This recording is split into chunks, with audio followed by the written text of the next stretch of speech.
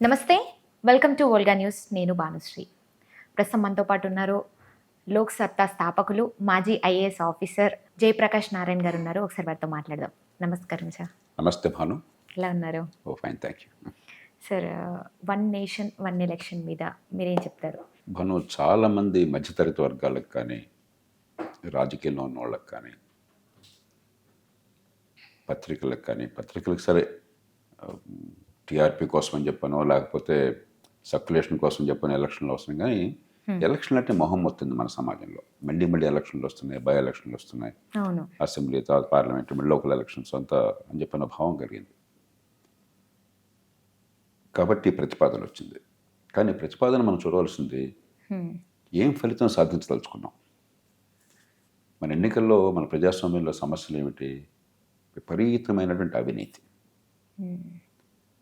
ఎన్నికల్లో అక్రమ ఖర్చు, ప్రచారం ఖర్చు కాదు, అక్రమ ఖర్చు. మన తెలుగు రాష్ట్రాలను మీరు చూసినట్టయితే, తెలంగాణ కానీ ఆంధ్రప్రదేశ్ కానీ 20-30 కోట్ల రూపాయలు ఖర్చు పెట్టడం అసెంబ్లీ నియోజకవర్గానికి ఒక అభ్యర్థి, ఇది పెద్ద కొత్త విషయం కాదు.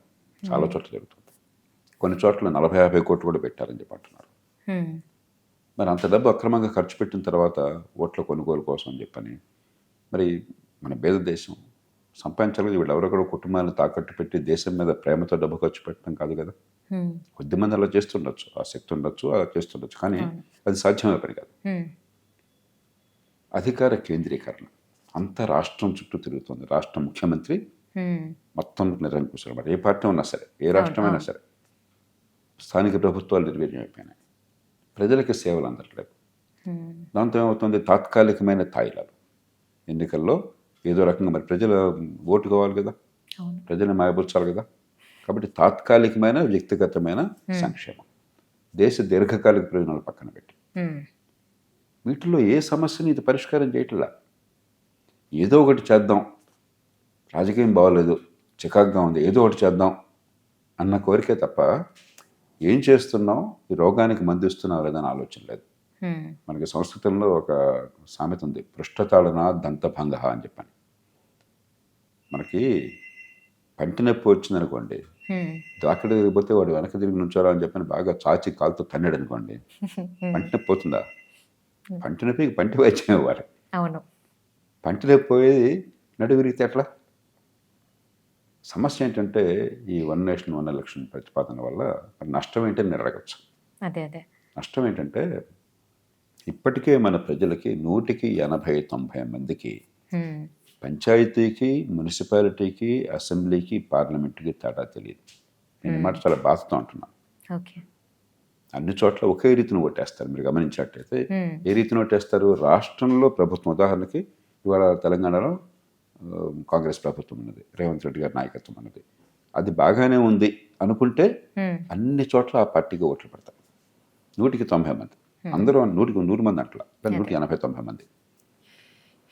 బాగోలేదన్న భావం కలిగితే వ్యతిరేకంగా పడతారు.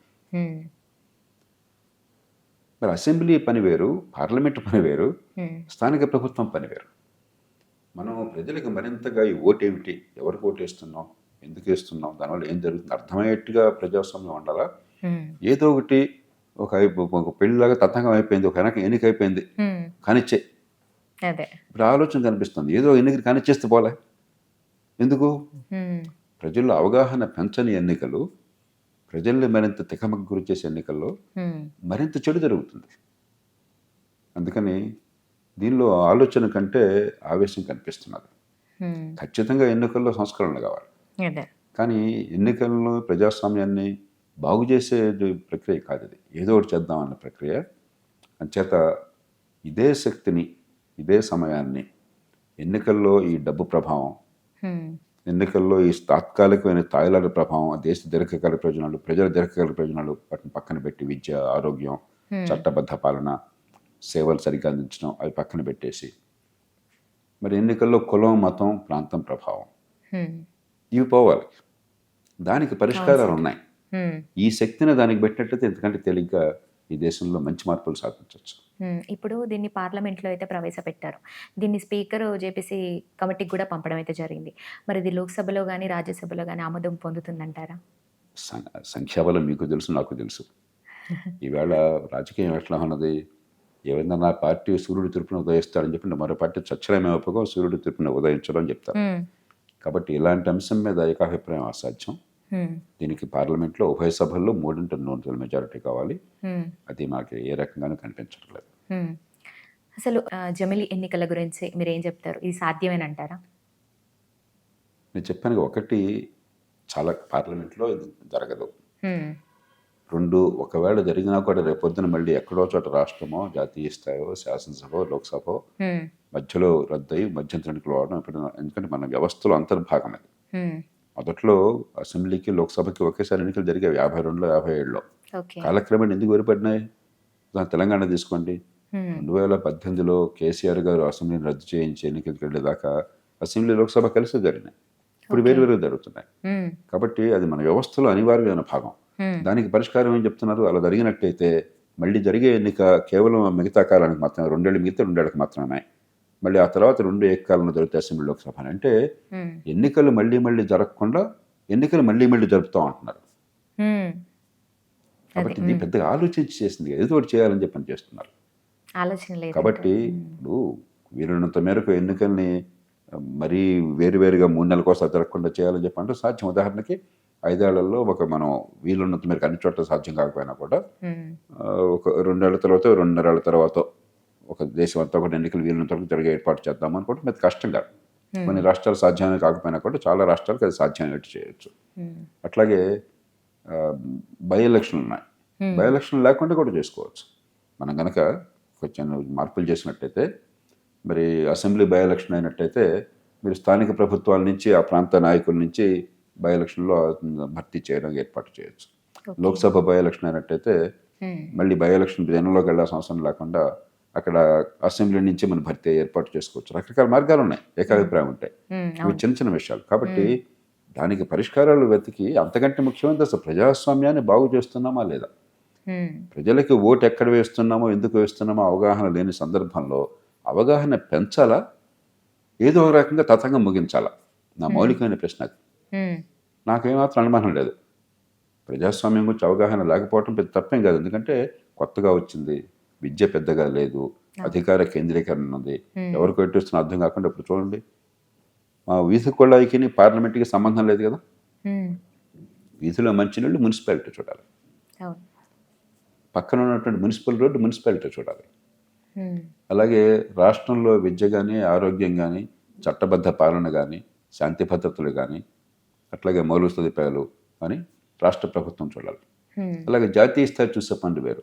అలా కాకుండా మీరు లోక్సభకు ఓటేస్తూ మీరు ఇక్కడ మా వీధిలో కొళాయి సరిగ్గా పనిచేయట్లేదు, వీధి పనిచేయట్లేదు అని చెప్పి ఓటేశారనుకోండి, దానివల్ల ఫలితం రాదు.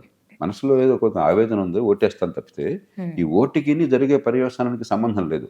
ప్రజాస్వామ్యం బాగుపడ్డట్టు చెడిపోయినట్టు అప్పుడు. అందుకని కొంచెం లోతుగా ఆలోచించాలి. ఏదో ఒకటి ఇస్తున్నామా వాయినా, పుచ్చుకుంటున్నామా వాయినా అని చెప్పని ఏదో ఒకటి చేసేసాం అనుకుంటే లాభం లేదు, గుడ్డెద్దు చెలో పడ్డట్టుగా.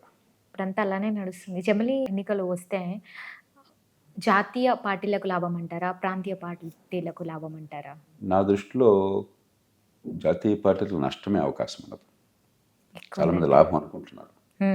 మీరు ఒక్కసారి సాక్ష్యాలు చూడండి, తెలంగాణ చూడండి, కర్ణాటక చూడండి, అలాగే ఈ మధ్యకాలంలో ఎన్నికలు జరిగినటువంటి మరి మహారాష్ట్ర చూడండి, లేకపోతే హర్యానా చూడండి. తెలంగాణ, కర్ణాటకల్లో బీజేపీ రాష్ట్ర శాసనసభ ఎన్నికల్లో ఓడిపోయింది.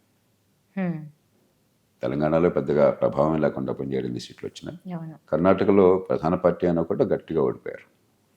కానీ కొంతకాలం గడిచిన తర్వాత, తెలంగాణలో ఒక 6 నెలలు గడిచాక, కర్ణాటకలో సంవత్సరం గడిచాక బీజేపీ ఇక్కడ తెలంగాణలో సగం సీట్లు గెలిచింది లోక్సభకి.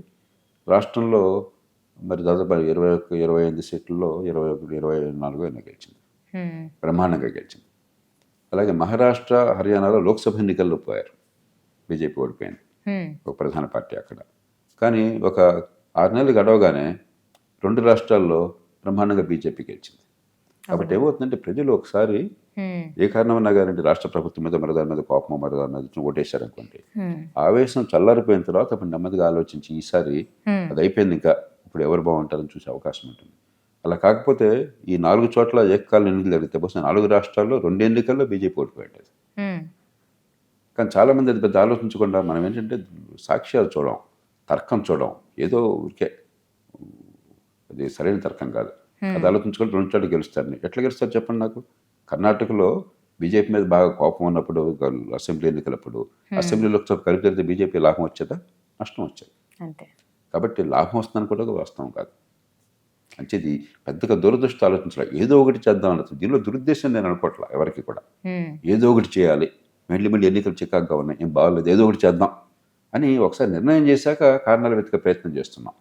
ఎప్పుడు ప్రజల ప్రభుత్వ విధానాలు కానీ మన జీవితంలో కానీ ముందు జాగ్రత్తగా తర్కాన్ని ఉపయోగించి వాస్తవాలను చూసి నిర్ణయం చేయాలి కానీ నిర్ణయం అయిపోయిన తర్వాత మనం కారణాలు వెతకూడదు. ఇది నిర్ణయం అయ్యాక కారణాలు వెతుకుతున్నాం. ఇప్పుడు అమెరికాలో ట్రంప్ అధ్యక్ష పీఠం ఎక్కబోతున్నారు. భారతీయులపై అంటే ఏ విధంగా నష్టం ఉండబోతుంది అంటారు? అంటే మన భారతదేశంపై బహుశా ఏమైనా నష్టం ఉంటుందంటారా? ప్రపంచంలో ఏ దేశానికైనా పెద్దగా అమెరికాలో ఈ పార్టీ వచ్చినా ఆ పార్టీ వచ్చినా తేడా లేదు అంటే అది భారతదేశం. ఎందుకంటే 2 పార్టీలు డెమోక్రాటిక్ పార్టీ కానీ రిపబ్లికన్ పార్టీ కానీ ఎవరున్నా కూడా భారతదేశంతో మైత్రి సంబంధాలు బాగుండాలి, ఈ దేశం ఎదుగుదల ఉండాలని చెప్పిన భావన వరకు ఉన్నది. మనకి అమెరికాకి మన వివిధ ప్రయోజనాల్లో తేడా లేదు. అంటే వాళ్ళకి లాభం అయితే మనకు నష్టం, మనకు లాభం అయితే వాళ్ళకి నష్టం అయితే పెద్దగా ఏం లేదు. ఓకే. ఇంకే దేశానికి ఆ సుఖం లేదు. కాబట్టి స్థూలంగా చూస్తే మొత్తం మీద ఎవరు వచ్చినా ఒకటే అంతే అంటారు. ఇక ఒకటి ప్రధానంగా రెండు ప్రధానమైన అంశాలు మనకి. ఒకటి ట్రేడ్. అక్కడ బాగా టారిఫ్లు పెంచి దిగుమతుల సుంకాలు పెంచి దిగుమతులు రాకుండా ఆపాలని గట్టిగా ట్రంప్ చేస్తున్న ప్రధానమైన వాదన అది. నలుగురితో పాటు నారాయణ మిగతా దేశాలు ముఖ్యంగా చైనాకి ఇబ్బంది కలుగుతుంది, మనకు కూడా కొంత ఇబ్బంది కలగవచ్చు. మనం కొంచెం ఒడుపుగా వ్యవహరించినట్టయితే ఉదాహరణకి వాళ్ళు ఏదో ఈ హార్లీ డేవిడ్సన్ మోటార్లు ఈ దేశంలో ఎంతమంది కొంటారు అవి? దాని మీద మనం టారిఫ్ పెట్టాం. మనం పెట్టం ధర్మం, ఎందుకంటే అది చాలా ఖరీదైన వస్తువు, విలాస వస్తువు కాబట్టి కొంచెం టారిఫ్ ఎక్కువ పెట్టాం. ట్రంప్ దీన్ని మళ్ళీ మాట్లాడుతున్నాడు, ఇండియా టారిఫ్ కింగ్ అంటున్నాడు. మనం కాస్త తగ్గించామనుకోండి ఆయన సిగ్గుపడిపోతే పెద్ద ఇబ్బంది ఉండకపోవచ్చు, ట్రేడ్ కూడా మనకి ఇబ్బంది ఉండకపోవచ్చు మనం ఒడుపు వ్యవహరించినట్టయితే. రెండోది ఇమ్మిగ్రేషన్. అమెరికా అనేది ప్రపంచం మొత్తాన్ని కూడా ఆకర్షించేటువంటి ఒక అయస్కాంతం. ప్రపంచంలో ఎక్కడ ప్రతిభ ఉన్నా మేధస్సు ఉన్నా కూడా చాలామంది అమెరికా పోవాలని కోరుకుంటారు వివిధ కారణాలు. అక్కడ ఆర్థిక కారణాలు కావచ్చు, శాస్త్రీయ కారణాలు సైన్స్ టెక్నాలజీ వల్ల కావచ్చు, అక్కడ సంస్కృతి వల్ల కావచ్చు, ఆకర్షించేటువంటి తత్వం ఉంది. భారతీయులు కూడా వెళ్ళాలని కోరుకుంటారు, మనందరికీ తెలుసు. భారతీయులు అదృష్టం కొద్దీ అత్యధికులు చట్టబద్ధంగా వెళ్ళాలని కోరుకునే వాళ్ళే, అక్రమంగా వెళ్ళాలని కోరుకునేవాళ్ళు కాదు. కాబట్టి అక్రమంగా వచ్చే వలసల్ని అరికట్టడం అనేది ట్రంప్కున్న ప్రధానమైన అస్త్రం. అది భారతీయులకి ఇబ్బంది ఉండదు. రెండోది భారతీయులు అక్రమంగా వెళ్ళాలని కోరుకోకూడదు అసలు. మనం కూడా దాన్ని వ్యతిరేకించాలి. దానివల్ల భారతదేశానికి పరుగు పోతుంది. సక్రమంగా వెళ్ళే వాళ్ళకి భారతీయులు అత్యధికులు కాస్త విద్య ఉండి నైపుణ్యం ఉన్నవాళ్ళు వెళ్తున్నారు. ఈ మధ్య అమెరికాలో బోల్డంత చర్చ జరుగుతుంది. అలాంటి విద్యా నైపుణ్యం ఉన్న వాళ్ళని ఆకర్షించుకోకపోతే మనం నష్టపోతామని చెప్పని.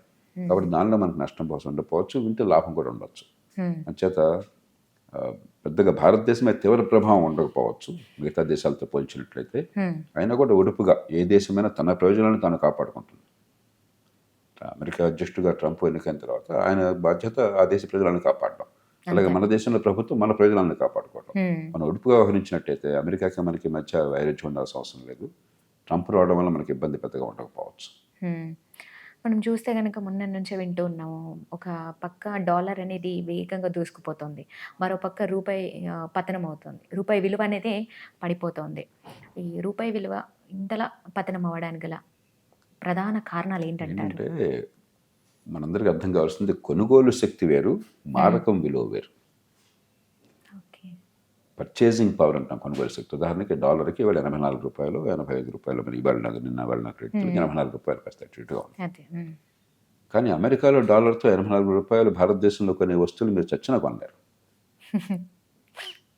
మనం 84 రూపాయలతో భారతదేశంలో వస్తువులు కొనేది కనుక అమెరికాలో కొనాలంటే కనీసం $4-5 అవసరం అవుతాయి. కాబట్టి ఇది దేశం లోపల ఆ ఎకానమీని పెద్దగా ప్రభావం చేయదు. ఎందుకంటే మన దేశం లోపల అనేది కొనుగోలు శక్తి, రూపాయి కొనుగోలు శక్తి ఏమిటని చెప్పన్నది. మారకం విలువ ఎందుకు మారుతుంది? మారక విలువ మిగతా వస్తువులాగా, ఉదాహరణకి ఇగో ఇది కొనాలి, ఉత్పత్తి తక్కువ అన్నది, సప్లై తక్కువ అన్నది, రేటు పెరుగుతుంది. డిమాండ్ ఎక్కువైంది, సప్లై తక్కువైంది, రేటు పెరుగుతుంది. డిమాండ్ తక్కువ అన్నది, పెద్ద కొనేవాళ్ళు లేరు, కానీ బాగా ఉత్పత్తి ఎక్కువ చేసాం, రేటు తగ్గిపోతుంది. డాలర్ కూడా అంతే. ఓకే. డాలర్లు కోరుకునే వాళ్ళు ఎక్కువ ఉన్నప్పుడు, డాలర్ని అమ్మేవాళ్ళు తక్కువ ఉన్నప్పుడు, డాలర్ల సౌలభ్యం దొరకటం తక్కువైనప్పుడు, కోరుకునే వాళ్ళు ఎక్కువైనప్పుడు డాలర్ రేటు పెరుగుతుంది. మనకేమవుతుంది, అంతర్జాతీయ వాణిజ్యం అంతా కూడా డాలర్తో నడుస్తుంది. అంతర్జాతీయ డబ్బులు లావాదేవీలని అత్యధికంగా డాలర్తో జరుగుతాయి. దాంతో మనకి దిగుమతులు ఎక్కువ అవసరమైనప్పుడు, ఎగుమతులు తక్కువైనప్పుడు ఉదాహరణకి డాలర్లు మనకు అవసరం అవుతాయి. కాబట్టి డాలర్ విలువ పెరుగుతుంది. ఎందుకని డాలర్ విలువ పెరుగుతుంది రూపాయితో పోలిస్తే? అది పెరిగితే ఏమవుతుంది, దేశం రీత్యా మన దేశంలో వస్తువు ఉత్పత్తి ఖరీదు మీరు చీర కట్టుకున్నారు, ఆ చీర 5,000 చేస్తుంది అనుకుందాం, అందాజు కోసం చెప్తాను. 5,000 ఉంటుంది, పెద్ద తేడా ఉండదు. కానీ డాలర్ రూపంలో ఉండేసరికి డాలర్ విలువ పెరిగినప్పుడు అవుతుంది, డాలర్లో దాని విలువ తగ్గుతుంది. 5,000 రూపాయలు అదివరకు $80, $60 అయితే రేపొద్దున డాలర్ కనుక పెరిగిపోయి రూపాయి పడిపోతే అది $50 అవుతుంది. కాబట్టి ఏమవుతుంది, అంతర్జాతీయ మార్కెట్లో గిరాకీ పెరుగుతుంది, మన ధర తగ్గి. కాబట్టి ఎగుమతులు చేసే వాళ్ళకి డాలర్ పెరగటం, రూపాయి తగ్గటం అవసరం. దిగుమతి చేస్తున్నప్పుడు ఏమవుతుంది, మనకి అదే వస్తువు మరి డాలర్ విలువ పెరిగిపోయింది కాబట్టి అక్కడ $60, $100కి కొనుక్కున్నా కూడా ఇక్కడ మనం రూపాయల్లో చెల్లించే డబ్బు ఎక్కువ అవుతుంది. కాకపోతే ఎగుమతి చేసే వాళ్ళకేమో డాలర్ తగ్గాలని ఉంటుంది, డాలర్ పెరగాలి, రూపాయి తగ్గాలని ఉంటుంది. దిగుమతి చేసే వాళ్ళకేమో డాలర్ తగ్గాలి, రూపాయి పెరగాలని ఉంటుంది. మనం ఎప్పుడైతే దిగుమతులు ఎక్కువ చేస్తున్నామో ఎగుమతుల కంటే, మనకు డాలరు పెరగటమో రూపాయి తగ్గటం అనివార్యం అవుతుంది. దానికి ఒకటే పరిష్కారం, మన ఉత్పాదకతని పెంచాలి ఈ దేశంలో. అంటే మనం గనక వస్తువుల ఖరీదు తగ్గించగలిగితే, మరింత చైనా ఉంది, చైనా బాగా తక్కువ ఖరీదుకి మన్నిక గల వస్తువులు చేయగలుగుతుంది. అందుకని నైపుణ్యం బాగా ఉంది ఆ దేశంలో. మంచి ప్రమాణాల విద్య, ముఖ్యంగా పాఠశాల విద్య, స్కిల్స్ ఎప్పుడైతే ఉన్నాయో, ఉత్పత్తి వ్యయాన్ని బాగా ఎప్పుడైతే తగ్గించారో, మౌలిక సదుపాయాలు బాగున్నాయి, విద్యుత్ ఖర్చు చాలా తక్కువ, మన దేశంలో ఉన్నట్టుగా రకరకాలుగా ఈ లంచాలు లేకపోతే అడ్డంకులు లేవు ఉత్పత్తికి, దాంతో తక్కువ ఖరీదుతో ప్రపంచంలో అమ్మగలుగుతున్నారు. అలాంటి దేశంలో ఏమవుతుంది, వాళ్ళ కరెన్సీ విలువ ఎప్పుడు పెరిగే అవకాశం ఉంది. అయినా కూడా పెరగకుండా జాగ్రత్త పడుతున్నారు, ఎందుకంటే మళ్ళీ ఎక్స్పోర్ట్ మార్కెట్ దెబ్బతింటారు. వచ్చేత ప్రపంచంలో విదేశీ మారకం విలువ వేరు, మన దేశంలో కొనుగోలు శక్తి వేరు. ఈ రెంటిని వేరు చూడాలి. కాబట్టి డాలరు పెరిగిందా తగ్గిందా అన్నది రోజువారీగా మన జీవితాన్ని ప్రభావితం చేయదు. దానివల్ల జరిగేది ఎక్స్పోర్ట్ల ఖరీదు పెరుగుతుందా తగ్గుతుందా, ఇంపోర్ట్ల ఖరీదు పెరుగుతుందా తగ్గుతుందా చూసుకోవాలి. దీర్ఘకాల పరిష్కారం మన ఉత్పాదకత పెరగటం, మనం మన్నికతో తక్కువ ఖరీదుకి ఉత్పత్తి చేసి ప్రపంచానికి అమ్మగలగటం. మనం ఇంకా ఆ స్థాయికి రాలా, అంత చేయగలుగుతున్నాం. ఇటీవల కాలంలో ముఖ్యంగా ఐటీ టెక్నాలజీ లాంటివి వచ్చిన తర్వాత అవి కూడా అమ్మగలుగుతున్నాం, వస్తువులే కాకుండా సేవలు అమ్మగలుగుతున్నాం. అయినా కూడా మనం ఇవాళ మన ఎగుమతులు తక్కువ, దిగుమతులు ఎక్కువ. అలా ఉన్నప్పుడు సహజంగానే డాలర్ అవసరం మనకు ఉంటుంది, డిమాండ్ ఉంటుంది, కాబట్టి డాలర్ విలువ పెరుగుతుంటుంది. తైవాన్ చుట్టూ చైనా అంతా కూడా మోహరించడం జరిగింది. సో యుద్ధ క్యాంపెయిన్లు కూడా ఏర్పాటు చేసుకుంది. ఇప్పుడు ఓ పక్క అమెరికా సపోర్ట్ చేస్తుంది, కానీ ఇప్పుడు రేపు యుద్ధం వస్తే అంటే ఏ విధంగా నిలుస్తుందంటారు? అదేవిధంగా మన భారతదేశం పైన ఎలాంటి ప్రభావం ఉండబోతుందంటారు? భారత్ మీద ప్రభావం ఉండకపోవచ్చు, కానీ అవకాశాలు ఏమైనా ఉన్నాయంటారా? తైవాన్ ఏంటంటే 2 మౌలికమైన అంశాలు. మొట్టమొదటి, తైవాన్ చైనాలో భాగం అని చెప్పని ప్రపంచం అంతా గుర్తించింది. భారత్ గుర్తించింది, అమెరికా గుర్తించింది, ప్రపంచంతో గుర్తిస్తుంది. అందుకనే చైనాలో ఏ దేశానికి దౌత్య కార్యాలయం లేదు. మనకి భారతదేశ రాయబారి తైవాన్లో ఉండడు, అమెరికా రాయబారి తైవాన్లో ఉండడు. ఒకటే చైనా అని ప్రపంచంతో ఐక్యరాజ్య సమితి గుర్తించింది, ప్రపంచంతో గుర్తించింది. సమస్య ఏంటంటే ఆ విలీనం అనేది బలవంతంగా బలప్రయోగంతో యుద్ధం ద్వారా జరగటమా, లేకపోతే శాంతియుతంగా ప్రజల అభీష్టం మేరకు జరగటమా? ప్రపంచంతో కోరుకునేది తైవాన్ ప్రజల అభీష్టం మేరకు శాంతియుతంగా జరగాలి, స్వేచ్ఛగా జరగాలని చెప్పండి. ఈ ప్రస్తుతం ఉన్నటువంటి చైనా అధ్యక్షుడు ఆయన వచ్చేదాకా, పూర్వం అట్లనే ఉండేది, డెంగ్ సియాపింగ్ ఉన్నప్పుడు ఆయన ఒకే దేశం 2 సిస్టమ్స్ అన్నాడు. హాంకాంగ్ని విలీనం చేస్తున్నప్పుడు కూడా ఈ ప్రజాస్వామ్యాన్ని మీరు కొనసాగించండి అయ్యా, మా దేశంలో చైనా మెయిన్ ల్యాండ్లో ఇంకో తీరు ఉంటుంది, 2 సిస్టమ్స్ ఉంటాయి, కలిసి ఉందామని చెప్పన్నాడు. కాబట్టి తేలిగ్గా హాంకాంగ్ని కలుపుకోగలిగారు, పెద్ద ప్రతిఘటన లేకుండా. తర్వాత ఏమైంది, షీ జిన్పింగ్ వచ్చిన తర్వాత, ప్రస్తుతం అధ్యక్షుడు వచ్చిన తర్వాత హాంకాంగ్లో అణిచేయటం మొదలెట్టాడు. మీ ప్రజాస్వామ్యాన్ని ఉన్న కొద్దికి ఖాతరు చేయకుండా అణిచివేయటము, వాళ్ళల్లో చాలామందిని జైలులో పెట్టడం జరిగింది. దాంతో తైవాన్ ఎక్క ఇతర దేశాలకి నమ్మకం పోయింది. గతంలో ఉన్నటువంటి డెంగ్ షాపింగ్ విధానాలు కొనసాగించినట్లయితే కాలక్రమేణా చైనాలో కూడా స్వేచ్ఛ పెరిగి కొంత ప్రజాస్వామికీకరణ జరిగి మీ తైవాన్ చైనాలో అంతర్భాగం అయినప్పటికీ కూడా తైవాన్ వ్యవస్థను మేమేమీ రూపుమాపము కాలరాయము అన్న నమ్మకం కలిగితే శాంతియుతంగా కలిసే అవకాశం ఉండేది. ఈ అంశడికి బలప్రయోగం. చైనా చాలా పెద్ద దేశం, ఆర్థికంగా బలపడుతున్న దేశం, సైనికంగా అమెరికా తర్వాత అంత దీటైన దేశం. కాబట్టి ఆ బలప్రయోగం చేసి ఆక్రమించుకోవాలని చూస్తున్నాడు. దానివల్ల ఇబ్బంది. దీర్ఘకాలంలో తైవాన్ చైనాలో అంతర్భాగం కావటం బహుశా అనివార్యం. కానీ బలప్రయోగం చేసినట్టయితే అమెరికా ఆదుకుంటుందా తైవాన్ని లేదా? మరి ప్రస్తుతం ఉన్న అధ్యక్షుడు బహిరంగంగా 2-3 సార్లు, అంతకుముందు ఏ అధ్యక్షుడు ఆ మాట చెప్పలా, అవసరమైతే మేము సైన్యాన్ని దింపుతాము, చైనాని నిలవరిస్తామని చెప్పి 2-3 మాటలు ఆయన అన్నారు. అమెరికా విధానం అది కాదు. అమెరికా విధానం స్ట్రాటజిక్ అంబిగ్యూటీ, అంటే ఏం చేస్తామో తెలియదు, జాగ్రత్త. ఈ అధ్యక్షుడు జో బైడెన్ మాత్రం మేము ఎదుర్కొంటామని చెప్పంటున్నాడు. మరి రేపు పొద్దున డొనాల్డ్ ట్రంప్ అధ్యక్షుడు అయినప్పుడు అలా ఉంటుందో లేదో మనకు తెలియదు. ఎందుకంటే ఆయనకి మిగతా వాళ్ళు ఎలా చేస్తే మనకేం కావాలా, మా దేశాన్ని మేము చూసుకుంటాం, మీ అందరి గొడవలు మాకు అవసరం లేదని చెప్పినట్టు భావం అయింది. ఐసోలేషనిజం అంటారు. కాబట్టి బహుశా ఇప్పుడు పరిస్థితులు కనుక కొంచెం మారినట్టయితే చైనా ఆక్రమణకి పాల్పడవచ్చు. కానీ అదే సమయంలో ట్రంప్ చాలా ప్రమాదకారి, ఎప్పుడేం చేస్తాడో తెలియదు, ఊహించడం కష్టం అనుకున్న భయం ఉన్నట్టయితే జాగ్రత్తగానే ఉండొచ్చు. మనం ఊహించలేం. కానీ మౌలికంగా మనం గుర్తించాల్సింది తైవాన్ చైనాల అంతర్భాగంగా ప్రపంచం గుర్తించింది, మంచికో చెడుకో. అది శాంతియుతంగా విలీనమవుతుందా, బలప్రయోగంతో విలీనమవుతుందా అని చెప్పన్నది ప్రజల ముందున్న సమస్య, ప్రపంచం ముందున్న సమస్య, ముఖ్యంగా తైవాన్ ప్రజల ముందున్న సమస్య. దానిలో అమెరికాకి పాత్ర ఉంది, కానీ మన వరకు పాత్ర లేదు. దానిలో మనందరూ మీరు నేను మాట్లాడితే జరిగేది కాదు. అమెరికా ఒక్కదానికి నిర్వహించే శక్తి ఉన్నది. అమెరికా సిద్ధపడితే మరి తైవాన్ ప్రయోజనాల కోసం చెప్పిన అమెరికా గట్టిగా నిలబడుతుందా లేదా అదే ప్రశ్నగా మారింది. మనకు తెలియదు. ఆంధ్రప్రదేశ్లో కూటమి ప్రభుత్వం ఏర్పడి 6 నెలలు కావస్తోంది. ప్రజల్లో కూడా కొంత వ్యతిరేకత అయితే వినిపిస్తోంది కొంత మట్టుకు. అసలు మీరేమంటారు సార్, 6 నెలల పాలన ఎలా ఉందంటారు? మనం 3 రకాలుగా చూడాలి. మొట్టమొదటిది, గతంలో ఉన్న ప్రభుత్వం 2 చాలా తప్పులు చేసింది, పెద్ద తప్పులు. అన్ని ప్రభుత్వాలు తప్పులు చేస్తుంటాయి, కానీ 2 చాలా పెద్ద తప్పులు చేసింది. సంక్షేమం తప్ప అసలు పరిపాలన ఇంకేం అక్కర్లేదు. బటన్ నొక్కి అందరికీ డబ్బులు పంపిస్తాను తప్ప అభివృద్ధి అక్కర్లేదు, మౌలిక సదుపాయాలు అక్కర్లేదు, పెట్టుబడులు అక్కర్లేదు, ఆర్థిక వ్యవస్థ అక్కర్లేదు, ఉపాధి కల్పన అక్కర్లేదు, సంపద సృష్టి అక్కర్లేదు అని ఒక విచిత్రమైన వితండవాదన చేసింది. అదేమంటే అభివృద్ధిని కోరే వాళ్ళంతా కూడా పెత్తందారులు, మేము పేదలందరినీ ఆదుకుంటున్నాం, పెత్తందారులకి అభివృద్ధి కావాలి అంటే ఎంత ప్రమాదకరమైన ఆలోచన. అంటే పేదలు ఎల్లకాలం పేదలుగా ఉండి మీ దగ్గర చేయి చాచి అర్థించే యాచకులుగా ఉండాలని చెప్పి వాళ్ళ కోరిక. ఖచ్చితంగా మనలాంటి దేశంలో పేదలను ఆదుకోవడం కోసం సంక్షేమం కావాలి, అన్ని పార్టీలు దాన్ని కట్టుబడి ఉన్నాయి. కానీ సంక్షేమమే పరిపాలన, అభివృద్ధి అక్కర్లేదు, రేపొద్దున పెట్టుబడులు అక్కర్లేదు, సంపద ప్రగక్కర్లేదు, ఆర్థిక ప్రగతి అక్కర్లేదు అని చెప్పినది చాలా ప్రమాదకరమైనది. దానివల్ల కొంత విముఖత వచ్చింది.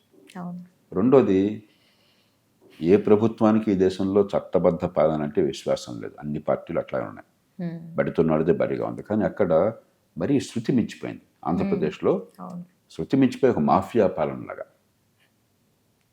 సర్కారీ గూండాగిరి చాలా బలంగా ప్రజల్లో నాటుకుపోయింది. ఈ 2 కారణాల వల్ల తిరస్కారానికి గురయ్యారు. కానీ 40% మద్దతు ఉన్నది ఓడిపోయిన వాళ్ళకు కూడా. నేను మొదట చెప్పాను, ఎన్నికల ముందు చెప్పాను, ఇప్పుడు చెప్తున్నాను. ఎందుకంటే సామాన్య ప్రజలకు ఖచ్చితంగా సంక్షేమం అందింది. దీర్ఘకాలంగా సంక్షేమం వల్ల బాగుపడతారు లేదన్నది అది వేరే చర్చ, కానీ అందిన మాట వాస్తవం. ఇప్పుడు ఈ ప్రభుత్వం చేసిన పొరపాటు ఎక్కడుందంటే, ఎన్నికలకు ముందే భయపడి ఎన్నికల్లో నగ్గమేమో అనుకుని, అసలే సంక్షేమం చాలా బలంగా ఉన్న రాష్ట్రంలో మన ఆర్థిక వ్యవస్థ పోలిస్తే సంక్షేమం చాలా ఎక్కువగా ఉన్నది, సంక్షేమాన్ని పెట్టే ఖర్చు చాలా ఎక్కువగా ఉన్నది, అప్పుల పాలవుతుంది రాష్ట్రం, విపరీతమైన అప్పుల పాలవుతుంది. ఇప్పుడు ఈ మధ్యలో శ్వేతపత్రం ప్రకటించారు. మరి ఆ శ్వేతపత్రం ప్రకారం దాదాపు రాష్ట్ర స్థూల జాతీయోత్పత్తిలో 60% పైగా అప్పుల భారం కానీ లేకపోతే చెల్లించాల్సిన బకాయిలు కానీ ఉన్నాయి. అంటే దేశంలో ఏ రాష్ట్రము ఇంత కష్టంలో లేదు ఆర్థికంగా. అది చూచాయిగా తెలుసు, డీటెయిల్స్ తెలియకపోయినా అందరికీ తెలుసు ఎన్నికల ముందు కూడా. అయినా కూడా ఎన్నికల్లో గెలవాలని మరింత ఎక్కువ సంక్షేమాన్ని పెంచే ప్రయత్నం చేశారు. మరింతగా హామీలు ఇచ్చి మరింత ఖర్చుకి, అసలు ఖర్చు పెట్టిన డబ్బులు లేవు మరో అన్నప్పుడు, దివాళా తీసినప్పుడు. కాబట్టి మొట్టమొదటి సమస్య ఆ డబ్బు. ఆర్థిక సంక్షోభం ఇప్పటికే ఎన్నికలకు ముందే ఉన్నది. అది మరింత పెరుగుతోంది. అవును. ఎందుకని అప్పుల భారం పెరిగిపోయి దానివల్ల రుణభారం మరి వడ్డీలకు చెల్లింపులు పెరిగిపోతే మరి వడ్డీ చెల్లింపులకు మళ్ళీ అప్పులు చేయాల్సి వస్తుంది. అంటే డెట్ ట్రాప్ అంటాం. ప్రస్తుతం ఆంధ్రప్రదేశ్ ఆ పరిస్థితిలో ఉంది. కాబట్టి దాని నుంచి బయటపడడానికి ఒక దీర్ఘకాలిక వ్యూహం కావాలి. రెండోది ప్రజలకు అర్థమయ్యేట్టు వివరించి చెప్పాలి. ఆర్థిక పరిస్థితి రేపు పొద్దున మీ అందరి ఆదాయాలు పెరగాలి, మన రాష్ట్ర ఆదాయం పెరగాలి అని చెప్పినట్లయితే కొన్ని ఏర్పాట్లు చేసి పెట్టుబడులకు మాత్రం కేటాయించాలి. సంక్షేమాన్ని కొనసాగిద్దాము. ఇప్పుడు ఇచ్చిన హామీలన్నీ ఒకసారి చేయలేము, కొన్ని ఈ రకంగా చేస్తాం. ఒక రోడ్ మ్యాప్ ప్రజల ముందు ఉన్నట్టయితే అప్పుడు అందరికీ కాకపోయినా కొంతమందికి అర్థమవుతుంది, బీదలకు కూడా. అవును. ఇక మూడోది మిగతా రంగాల్లో చట్టబద్ధ పాలన ఆనాడు లేదు, ఇప్పుడు సరిగ్గా లేదు, ఎక్కడ ఏ రాష్ట్రంలో లేదు. అంత అడ్డగోలుగా గతంలో అంత అడ్డగోలుగా లేకపోయినా కూడా చట్టబద్ధ పాలన పునరుద్ధరించడానికి ఏర్పాట్లు చేస్తున్నామని నమ్మకం కలగాలి. ప్రజలు ఒక ప్రభుత్వాన్ని ఎన్నుకునేది ఈ ప్రభుత్వం వల్ల మార్పు వస్తుందన్న విశ్వాసంతో, మార్పు రావాలన్న కోరికతో. నిజమైన మార్పు రాకుండా కేవలం అధికారంలో ఉన్న వాళ్ళ ముఖాలు మారితే చాలదు. కాబట్టి చట్టబద్ధ పాలన బాగుపడాలి అని చెప్పంటే శాంతి భద్రతల మీద ఎప్పుడు ప్రభుత్వానికి పట్టు ఉంటుంది, ఉండాలి. కానీ నేర పరిశోధన మీద ఏ ప్రభుత్వానికి పట్టు ఉండకూడదు. అది ప్రభుత్వంతో సంబంధం లేకుండా జవాబుదారీగా స్వతంత్రంగా ఉండే ఏర్పాటు చేయాలి. ప్రజలకు విశ్వాసం కలగాలి. కాబట్టి దీని అవకాశంగా తీసుకుని ఒక బలమైనటువంటి చట్టబద్ధ పాలన ఉండే వ్యవస్థ నిర్మాణం చేయాలి. ఈ మూడు చూసుకున్నట్టయితే సరిగ్గా పెట్టుబడి ఎట్లాగో చేస్తారు. ఈ ప్రభుత్వం మీద ఆ నమ్మకం ఉన్నది. పెట్టుబడిని తీసుకొస్తారు, మరి ఆర్థిక వ్యవస్థను పెంచుతారు, ఉపాధి కల్పన ప్రైవేట్ రంగంలో జరుగుతున్న నమ్మకం ఉన్నది. ఆ నమ్మకం లేకపోతే ప్రభుత్వాన్ని ఎన్నుకునేవారు కాదు. కాబట్టి అది ఏదో ప్రయత్నం చేస్తారు. కానీ ఆర్థికంగా కుదేలైపోతే మీరు పైసమే పరమాత్మ. ఏ రాష్ట్రమైనా కూడా ఆర్థికంగా మీరు చాలా సంక్షోభంలో ఉంటే ఇక రోజు రేపు పొద్దున జీతాలు ఇవ్వటం ఎట్లాగా, ఈ నెల అప్పులు ఎవరిస్తారు, మరి ఈ నెల సంక్షేమాన్ని పంచిపెట్టడం ఎట్లాగా, దీనిలో పడిపోతారు. ఒక చిన్న ఉదాహరణ చెప్తాను. మహారాష్ట్ర తీసుకోండి, మొన్న ఎన్నికలు జరిగినాయి. చాలా పత్రికల్లో చాలా సంక్షేమాన్ని మహారాష్ట్రలో ప్రకటించారు బీజేపీ ప్రభుత్వం వారు. బీజేపీని మిగతా సంకీర్ణ ప్రభుత్వం అక్కడ ఉంది చాలా అని చెప్పి అంటున్నారు. కానీ వాళ్ళకి మనకి పోలికే లేదు. మహారాష్ట్రలో 100 రూపాయలు ఆ రాష్ట్ర ఉత్పత్తి ఉన్నట్టయితే అక్కడ అప్పు ఉన్నది కేవలం 20 రూపాయలు. మనకు 60 రూపాయల దాకా వెళ్ళిపోయాం మనం అప్పుల భారం. మహారాష్ట్రలో ఒక్క వృద్ధాప్య పెన్షన్ తీసుకోండి ఉదాహరణకి, 1000 రూపాయలు జాతీయ స్థాయి నుంచి ప్రభుత్వం ఇస్తుంటే, నాకు తెలిసినంత వరకు జాతీయ స్థాయి నుంచి వచ్చేది 5 వరకు 500 ఇచ్చేవాళ్ళు 1000 అనుకుంటాను. మహారాష్ట్రలో 1500 చేసి అంటే ఇంకో 500 అదనంగా ప్రభుత్వం పెట్టుకున్నది, 1500 రూపాయలు. ఎలక్షన్లో ఇంకా నెగ్గితే 2100 చేస్తామన్నారు. మనకంటే చాలా రెట్టింపు తలసరి ఆదాయం ఉన్న రాష్ట్రం, కేవలం 20% మాత్రం అప్పులున్న రాష్ట్రం. దానిలో సగం తలసరి ఆదాయం ఉన్న రాష్ట్రం, 60% అప్పులున్న రాష్ట్రంలో 4000 రూపాయలు ఇప్పుడు వృద్ధాప్య పెన్షన్. కాబట్టి సంక్షేమం ఉండాలి, కానీ మహారాష్ట్ర తీరున కాస్త సంక్షేమాన్ని సాధ్యమయ్యే రీతిలో ఆర్థికంగా కుంగిపోకుండా అభివృద్ధి కోసం గట్టిగా పథకాలు వేస్తూ, అభివృద్ధికి పెట్టుబడులు పెడుతూ, సంక్షేమానికి అభివృద్ధి మధ్య సమతూకం కావాలి. ఆంధ్రప్రదేశ్లో ఆ సమతూకం దెబ్బతిన్నది. ఆ సమతూకాన్ని తీసుకురావాలి. ఆంధ్రప్రదేశ్ మొత్తాన్ని కూడా అప్పుల బారిన పడేసింది అన్నట్టుగా మనం విమర్శలు వచ్చాయి, అనుమానం లేదు. ఇప్పుడు వచ్చినటువంటి కూటమి ప్రభుత్వం కూడా అదే వేలో అప్పులు చేసుకుంటూ వెళ్తుంది. దాదాపు ఇప్పుడు 70 కోట్ల భానుదిల్లో మౌలికమైన తేడా ఉంది. అప్పు చేయడం తప్పు కాదు. రెండు ఒక స్థాయి వచ్చాక మీకు రోజువారీ ఖర్చులకి తగిన ఆదాయం లేకపోయినప్పుడు అప్పు లేకుండా మార్గం లేదు, లేకపోతే ప్రభుత్వం మూతపడిపోతుంది. అదే కాబట్టి ఈ అప్పులు గతంలో చేసిన పాపాల కారణంగా అనివార్యమవుతున్నాయి పెద్ద అప్పులు. కానీ ఇప్పుడు ఏం చేయాలంటే ఒక దీర్ఘకాలికంగా రోడ్ మ్యాప్ వేసుకుని దీర్ఘకాలంలో అప్పుల భారం తగ్గించడానికి అప్పు తీసుకొచ్చే డబ్బు కాలక్రమేణా తాత్కాలికమైన రోజువారీ ఖర్చులకు కాకుండా అభివృద్ధికి పెట్టుబడులకి ఎలా చేయాలని చెప్పి ఒక వ్యూహం కావాలి. అంతేగాని అప్పు చేయకుండా ఏ రాష్ట్రం నడవదు. అవును, అంటే అందులో గతంలో మీరు భారం పడ్డాక రోజు ఖర్చులు ఉన్నాయి కదా, జీతాలు తగ్గుతున్నాయా? తగ్గట్లేదుగా. సంక్షేమం ఇచ్చేది ఆగుతుందా? ఆగట్లేదు కదా. ఈ ఖర్చులు తగ్గవు కదా. తగ్గపోయినప్పుడు మీరు ఎక్కడి నుంచి ఉన్న ఆదాయం ఇది, అప్పు తప్ప మార్గం లేదు. కానీ ఎల్లకాలం అప్పుల మీద ఈ రకంగా ఆధారపడి ఆ డబ్బంతా రోజువారీ ఖర్చులకే పెట్టేస్తే రేపటి నుంచి చాలా కుటుంబం ఉంది మన దేశంలో. ఏంటి, ఒక పేద కుటుంబం అయినా సరే నెలకి 15-20 రూపాయల ఆదాయం వచ్చినా కూడా మనం చాలా జాగ్రత్తగా పొదుపు చేసుకుని పిల్లల అవసరాలను తీర్చి, అవసరమైతే తల్లిదండ్రులు కొన్ని త్యాగాలకు కూడా సిద్ధపడి తినక ఒక 100-1000 మిగిల్చే ప్రయత్నం చేస్తారు. రేపొద్దున అవసరానికి దాచుకోవచ్చు, బ్యాంకులో వేసుకోవచ్చు, లేకపోతే షేర్లు కొనవచ్చు, లేకపోతే చిన్న ఫ్లాట్ కొనుక్కోవచ్చు, దానికి ఈఎంఐ కట్టవచ్చు, ఆస్తి పెరుగుతుందని చెప్పని. ప్రభుత్వాలు కూడా అలా ప్రవర్తించాలి. అలా ప్రవర్తించకుండా ఏమవుతుంది, ఉన్న కొద్దికి అప్పులు ఊబిలో కూరుకుపోయినట్టయితే రేపటి గురించి ఆలోచించకుండా కొంతకాలం పోయాక అప్పులకు సాధ్యం కాదు. ఎందుకంటే అప్పులకు పరిమితి ఉన్నది. ఇప్పటికే స్తోమతలు బట్టి అప్పులు వస్తాయి, పరిమితి ఉన్నది. రెండోది, అప్పుల డబ్బంతా కూడా రేపు పొద్దున ఆస్తులు పెంచడం కోసం ఉపయోగించకుండా ఇవాళ రోజువారీ ఖర్చులైనట్లయితే ప్రతిరోజు పరగడపైపోతుంది. కాబట్టి అప్పులు చేయడం తప్పు కాదు, అప్పులు చేయడం అనివార్యం. అందులో ఆంధ్రప్రదేశ్కి గత ప్రభుత్వం చేసిన పాపాల పుణ్యం అని చెప్పిన అప్పులు అనివార్యం. కానీ ఇప్పుడు ఒక రోడ్ మ్యాప్ వేసుకుని ఈ ఆర్థిక సంక్షోభం నుంచి గట్టెక్కేందుకు ఏర్పాటు చేయాలి. మరి దానిలో భాగంగానే ఒక వైట్ పేపర్ రిలీజ్ చేశారు, శ్వేతపత్రాన్ని పరిస్థితుల్లో. మరి దాన్ని ఆసరాగా తీసుకుని, ఆ వాస్తవాల ఆధారంగా తీసుకుని ఒక 5-10 ఏళ్లలో రాష్ట్రం ఈ ఆర్థిక సంక్షోభం నుంచి బయటపడేందుకు ఏర్పాట్లు చేయాలి. ఒక్క రోజున చిట్కాతో పోయేది కాదు. అవును. అంటే ఒకవేళ ఇదే గనక ఇప్పటికే 70,000 కోట్లు అప్పయింది సార్. ఇదే కొనసాగితే గనక ఇంకో 4 ఏళ్లలో అంటే మొత్తం 5 ఏళ్లలో ఎలా ఉండబోతుంది అన్నట్టు? ఇప్పుడు ఇది కొనసాగేది సాధ్యం కాదు. ఎందుకంటే జాతీయ స్థాయి నుంచి మీకు అప్పుల మీద పరిమితి ఉంటుంది. ఒక 3% జిఎస్టిపి అంటారు. ఆంధ్రప్రదేశ్ జిఎస్టిపి 14 లక్షల కోట్లు, 15 లక్షల కోట్ల స్థాయిలో ఉన్నది. 15 లక్షల కోట్లు ఉన్నట్టయితే జాతీయ స్థాయిలో ప్రభుత్వం అన్ని రాష్ట్రాలకు కూడా ఒకే రకంగా కొన్ని రీతులు ఉన్నాయి. దాని ప్రకారం 3 లేక 3.5% ద్రవ్య లోటు అప్పు చేసే అవకాశం ఉంటుంది. అంటే 42,000 కోట్లు, 49,000 కోట్లు, 50,000 కోట్లు. అసాధారణ పరిస్థితులు కాస్త ఎక్కువ తక్కువ ఉండొచ్చు. కాబట్టి అప్పుల పరిమితి ఉంది. ఏమవుతున్నప్పటికీ చెప్పిన అప్పులు చేసినా కూడా రోజువారీ ఖర్చు సాధ్యం కాదనుకోండి, ప్రభుత్వం కూలబడిపోతుంది. అందుకని ఆ ప్రమాదం రాకుండా ప్రభుత్వం ఇప్పుడే దీర్ఘకాల ప్రణాళిక వేయాలి. ఇప్పుడు చంద్రబాబు నాయుడు గారు సంపద సృష్టిస్తా అని చెప్పారు, అంటే పేదలకి పంచుతా అని చెప్పారు. ఇప్పుడు మొన్న ఏదైతే ఆయన మనందరం కూడా విన్నాము, ప్రతి ఒక్కదాన్ని కూడా ప్రైవేటైజేషన్ చేస్తాము అని కూడా చెప్తూ ఉన్నారు. ఈవెన్ నదులు, డ్యామ్స్ ఇదంతా కూడా ప్రైవేటైజేషన్. అర్థం చేసుకోవాల్సింది ప్రభుత్వం పాత్ర ఏమిటి, ప్రైవేట్ రంగం మార్కెట్ పాత్ర. ప్రైవేట్ అంటే పాకిస్తాన్ కదా, ప్రైవేట్ అంటే మనం ప్రజలు. ప్రభుత్వం ప్రధాన పాత్ర చట్టబద్ధ పాలన. ముందు చట్టం అందరికీ సమానంగా వర్తించేట్టుగా శాంతి భద్రతలను కాపాడి నేరాలకి శిక్ష పడేట్టు ఏర్పాటు చేసి వివాదాలు పరిష్కారం చేయాలి వేగంగా. ఇవాళ దేశంలో అది లేదు. ఆ తర్వాత ప్రభుత్వం చేయవలసినటువంటిది మౌలిక సదుపాయాల కల్పన. మీకు రోడ్లు కావచ్చు, విద్యుత్ కావచ్చు, డబ్బులు మనం కట్టిన కూడా రోడ్లకి మనం సెస్ పే చేయొచ్చు, టోల్ పే చేయొచ్చు, ఎలక్ట్రిసిటీకి మనం డబ్బులు పే చేయాలి, ఇంట్లో మంచినీళ్ళు కావచ్చు, మరొకటి కావచ్చు, మనం డబ్బులు పే చేసినా కూడా అది చేయవలసింది ప్రభుత్వమే. ఉమ్మడిగా చేయాల్సిన పనులు కాబట్టి ఎవరు ఇంకోటి చేయరు. ఆ తర్వాత ప్రభుత్వం చేయాల్సిన పని మంచి ప్రమాణాల విద్య, ముఖ్యంగా పాఠశాల విద్య. దాని డబ్బులు ఖర్చు పెడుతున్నారు కానీ విద్య అందట్లా. తర్వాత చేయాల్సింది మంచి ప్రమాణాల ఆరోగ్యం, పేదల మీద మధ్యతరగతి మీద డబ్బులు భారం లేకుండా మంచి ఆరోగ్యం ఏర్పాటు చేయడం.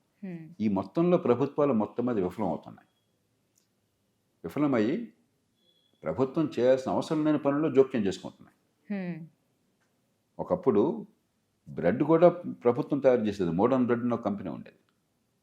స్కూటర్లు ప్రభుత్వం తయారు చేయాలని స్కూటర్ తయారు చేయలో కూడా ప్రజల దగ్గర అదే పనిగా డిపాజిట్ తీసుకున్నారు. స్కూటర్ల ఉత్పత్తి కూడా కాల. కార్ల ఉత్పత్తి కూడా ప్రభుత్వ కంపెనీ పెట్టారు. మైసూర్ శాండల్ పేరుతో ఉదాహరణ కర్ణాటకలో సబ్బు ఉత్పత్తి ప్రభుత్వం చేస్తుంది. ఇవి మార్కెట్ బ్రహ్మాండంగా చేస్తుంది. ప్రభుత్వం చేయడం అది 60,000 రూపాయల జీతంతో ఒక పనికి 10 మందిని పెట్టుకుని వాళ్ళకి జీతాలు ఇచ్చి మీరు ప్రజలకి నాణ్యమైన వస్తువుని తక్కువ ఖరీదుకి ఉత్పత్తి చేయగలరా? ఏం చేయలేరు, అసాధ్యం. ప్రపంచంలో ఎక్కడ జరగదు. మార్కెట్లో ఏమవుతుంది, మీరు చేస్తారు, ఆమె చేస్తుంది, ఆయన చేస్తాడు. మార్కెట్లో అమ్ముకోవాలి కాబట్టి అతి తక్కువ ఖరీదుకి అతి ఎక్కువ మన్నికతో అమ్ముడు పోయేట్టుగా ఎలా చేయాలని తపన పడతారు మీరు రాత్రి వాళ్ళు. దాన్ని మార్కెట్లో అమ్ముకుంటేనే మీ కంపెనీ నిలుస్తుంది, లేకపోతే మీ కంపెనీ మూతపడుతుంది. ప్రభుత్వం ఏం చేస్తుంది, మన దగ్గర పన్నులు గోల్డోడు కొట్టి పన్నులు లాక్కుని మన దగ్గర డబ్బులు వాడు ఇష్టం వచ్చినట్టుగా ప్రవర్తిస్తున్నాడు. కాబట్టి ప్రభుత్వం పాత్ర ప్రభుత్వానికి ఉన్నది. ఆ పాత్ర సమర్థంగా నిర్వహించాలి. మిగతా పాత్ర మార్కెట్కి ఉన్నది. మార్కెట్ అంటే ఏమిటి, వ్యక్తులు, మన ఆర్థిక స్వేచ్ఛ. ఎవరైనా సరే, ఇప్పుడు ఈ ఛానల్ పనిచేస్తున్నారు, మన ఇష్టం. ఇది వద్దంటే మనం మానేసుకోవచ్చు. ఆర్థిక స్వేచ్ఛ మనకున్నది. మీరు బలవంతంగా చూడమంటే నేను చూడను. మీరు చేసే కనుక ఆకర్షణీయంగా ఉంటే, పనికొచ్చేదిగా ఉంటే మరి ప్రేక్షకులు చూస్తారు. ఇష్టం లేకపోతే చూడరు. అలాగే వస్తువు నచ్చితే కొంటారు. ఈ ఫోనే కొనమని చెప్పి మీరు శాసించలేరు. మార్కెట్లో రేటు బాగుందా, నాకే అవసరం అన్నది, మరి మన్నిక బాగుందా, నాకేది బాగుంటుందో చూసి నేను నిర్ణయం చేసుకుంటాను. అంతేగాని మీరు చెప్పడం వల్ల చేసుకోను నేను. అంచేత వస్తువులు సేవల ఉత్పత్తి ఎప్పుడు కూడా ప్రైవేట్ రంగం నుంచి మార్కెట్ నుంచి జరగాలి. కొన్ని సామూహికంగా కావాల్సిన పనులు ఒంటరిగా చేయలేము, అవసరాలు తీర్చాలని చెప్పంటే అక్కడ ప్రైవేట్ రంగం పాత్ర ఉంటుంది, కానీ ప్రభుత్వం కీలకమైన పాత్ర తీసుకోవాలి. ఇప్పుడు పోలవరం డ్యామ్ కట్టాలని చెప్పంటే మీరు కట్టండి అని ప్రైవేట్ రంగం చెప్తే ప్రైవేట్ రంగం కట్టదు, ఎందుకంటే వాడి దానిలో డబ్బు లేవు. సమాజానికి లాభం ఉంది కానీ ఈ వ్యక్తికి లాభం లేదు, లేనప్పుడు వాళ్ళు కట్టలేరు. కానీ దానిలో కొన్ని కొన్ని కొన్ని ఉదాహరణకి రోడ్లు ఉన్నాయి, నేషనల్ హైవేస్ ఉన్నాయి. ఈ మధ్యకాలంలో పెద్ద ఎత్తున రోజుకు 30 కిలోమీటర్ల నేషనల్ హైవేలు వేస్తున్నారు. ఏం చేశారు, రకరకాల పద్ధతుల్లో డబ్బులు సేకరించే ఏర్పాట్లు చేసి మరి టోల్ గేట్స్ అవి పెట్టి ఆ టోల్ ద్వారా డబ్బులు ఆదాయం వచ్చే ఏర్పాటు చేస్తున్నారు. అంటే ఏంటి, పాక్షిక ప్రైవేటీకరణ. పెట్టుబడి వస్తుంది, సమర్థంగా పనిచేస్తారు, లేకపోతే పని చేయరు, సమర్థంగా చేయరు. అక్కడ టోల్ గేట్ దగ్గర గవర్నమెంట్ ఉద్యోగం ఇస్తే 60,000 70,000 జీతం ఇస్తారు, పని జరగదు, పాటు ఉంటుంది. అక్కడ ఔటర్ రింగ్ రోడ్ ఉన్నది, మరి టోల్ గేట్ పెట్టి ఏదో ఆప్షన్ చేశారు. పారదర్శకంగా చేసినట్టయితే, నిజాయితీగా చేసినట్టయితే ప్రైవేటీకరణ అని చెప్పినటువంటిది అదనంగా వనరులు చేకూర్చుకోవడానికి ఒక మార్గం అవుతుంది, సమర్థంగా పనిచేసి దేశ ఆర్థిక అభివృద్ధికి మార్గం అవుతుంది. అయితే ఇప్పుడు వచ్చిన 6 నెలల్లోనే 70,000 కోట్లు అప్పయింది సార్. ఇదంతా కూడా దీన్ని తీసుకెళ్ళి మొత్తం కూడా రాజధానిలో ఖర్చు చేస్తామంటున్నారు. ఇది ఇలానే రాజధానిలో ఖర్చు ఏం పెట్టరు. ప్రధానంగా డబ్బు ఖర్చు అయ్యేది ఆంధ్రప్రదేశ్లో చాలా రాష్ట్రాల్లో 3 పొద్దులు ఉన్నాయి: జీతాలు, పెన్షన్లు, వడ్డీలు. ఈ మూటికి మీ ఆదాయం చాటట్లా, సంక్షేమం కూడా నేను మాట్లాడట్లా. జీతాలు, పెన్షన్లు, వడ్డీలకే మీ సొంత వనరులు చాటట్లా, ఢిల్లీ నుంచి వచ్చే వనరులు కూడా వాడుకోవాల్సి వస్తుంది. ఆంధ్రప్రదేశ్లో ప్రస్తుతం ఉన్న పరిస్థితుల్లో జీతాలు, పెన్షన్లు, వడ్డీలకే 100% దాటిపోయింది సొంత వనరులు, సొంతంగా వచ్చే పనుల ఆదాయంలో. దాంతోపాటు సంక్షేమం కలిపితే మీకు ప్రభుత్వం జాతీయ స్థాయిలో అనుమతి ఇచ్చే అప్పులు చేసినా కూడా చాలట్లా. కాబట్టి రాజధానిలో ఖర్చు వగేరే ఏం లేదు దీనిలో. ఈ డబ్బంతా కూడా గత ప్రభుత్వం చేసినటువంటి తప్పిదాల వల్ల దీర్ఘకాలంగా ఆర్థిక వ్యవస్థ నిర్లక్ష్యం చేయడం. ఇందాక ముందు చెప్పాను మీకు, మహారాష్ట్రలో ఎట్లా ఉంది, 20% అప్పులు ఉన్నాయి, మీకు 60%కి వచ్చే అప్పులు కానీ బకాయిలు కానీ 1,30,000 కోట్ల రూపాయలు బకాయిలు ఉన్నాయి. అంటే మీరు చెల్లించడంతో డగ్గొట్టారు, అక్కడ పెట్టుకూర్చున్నారు. ప్రభుత్వం కాబట్టి వాడు ఎదురు తిరిగి పోట్లాడలేకపోతున్నాడు మీతో పోట్లాడితే మీరు మరి రేపొద్దున వాళ్ళు అవకాశం ఉండదేమని పాపం చిన్న కాంట్రాక్టర్లు వీళ్ళు. అది కాదు పరిపాలన చేసే పద్ధతి.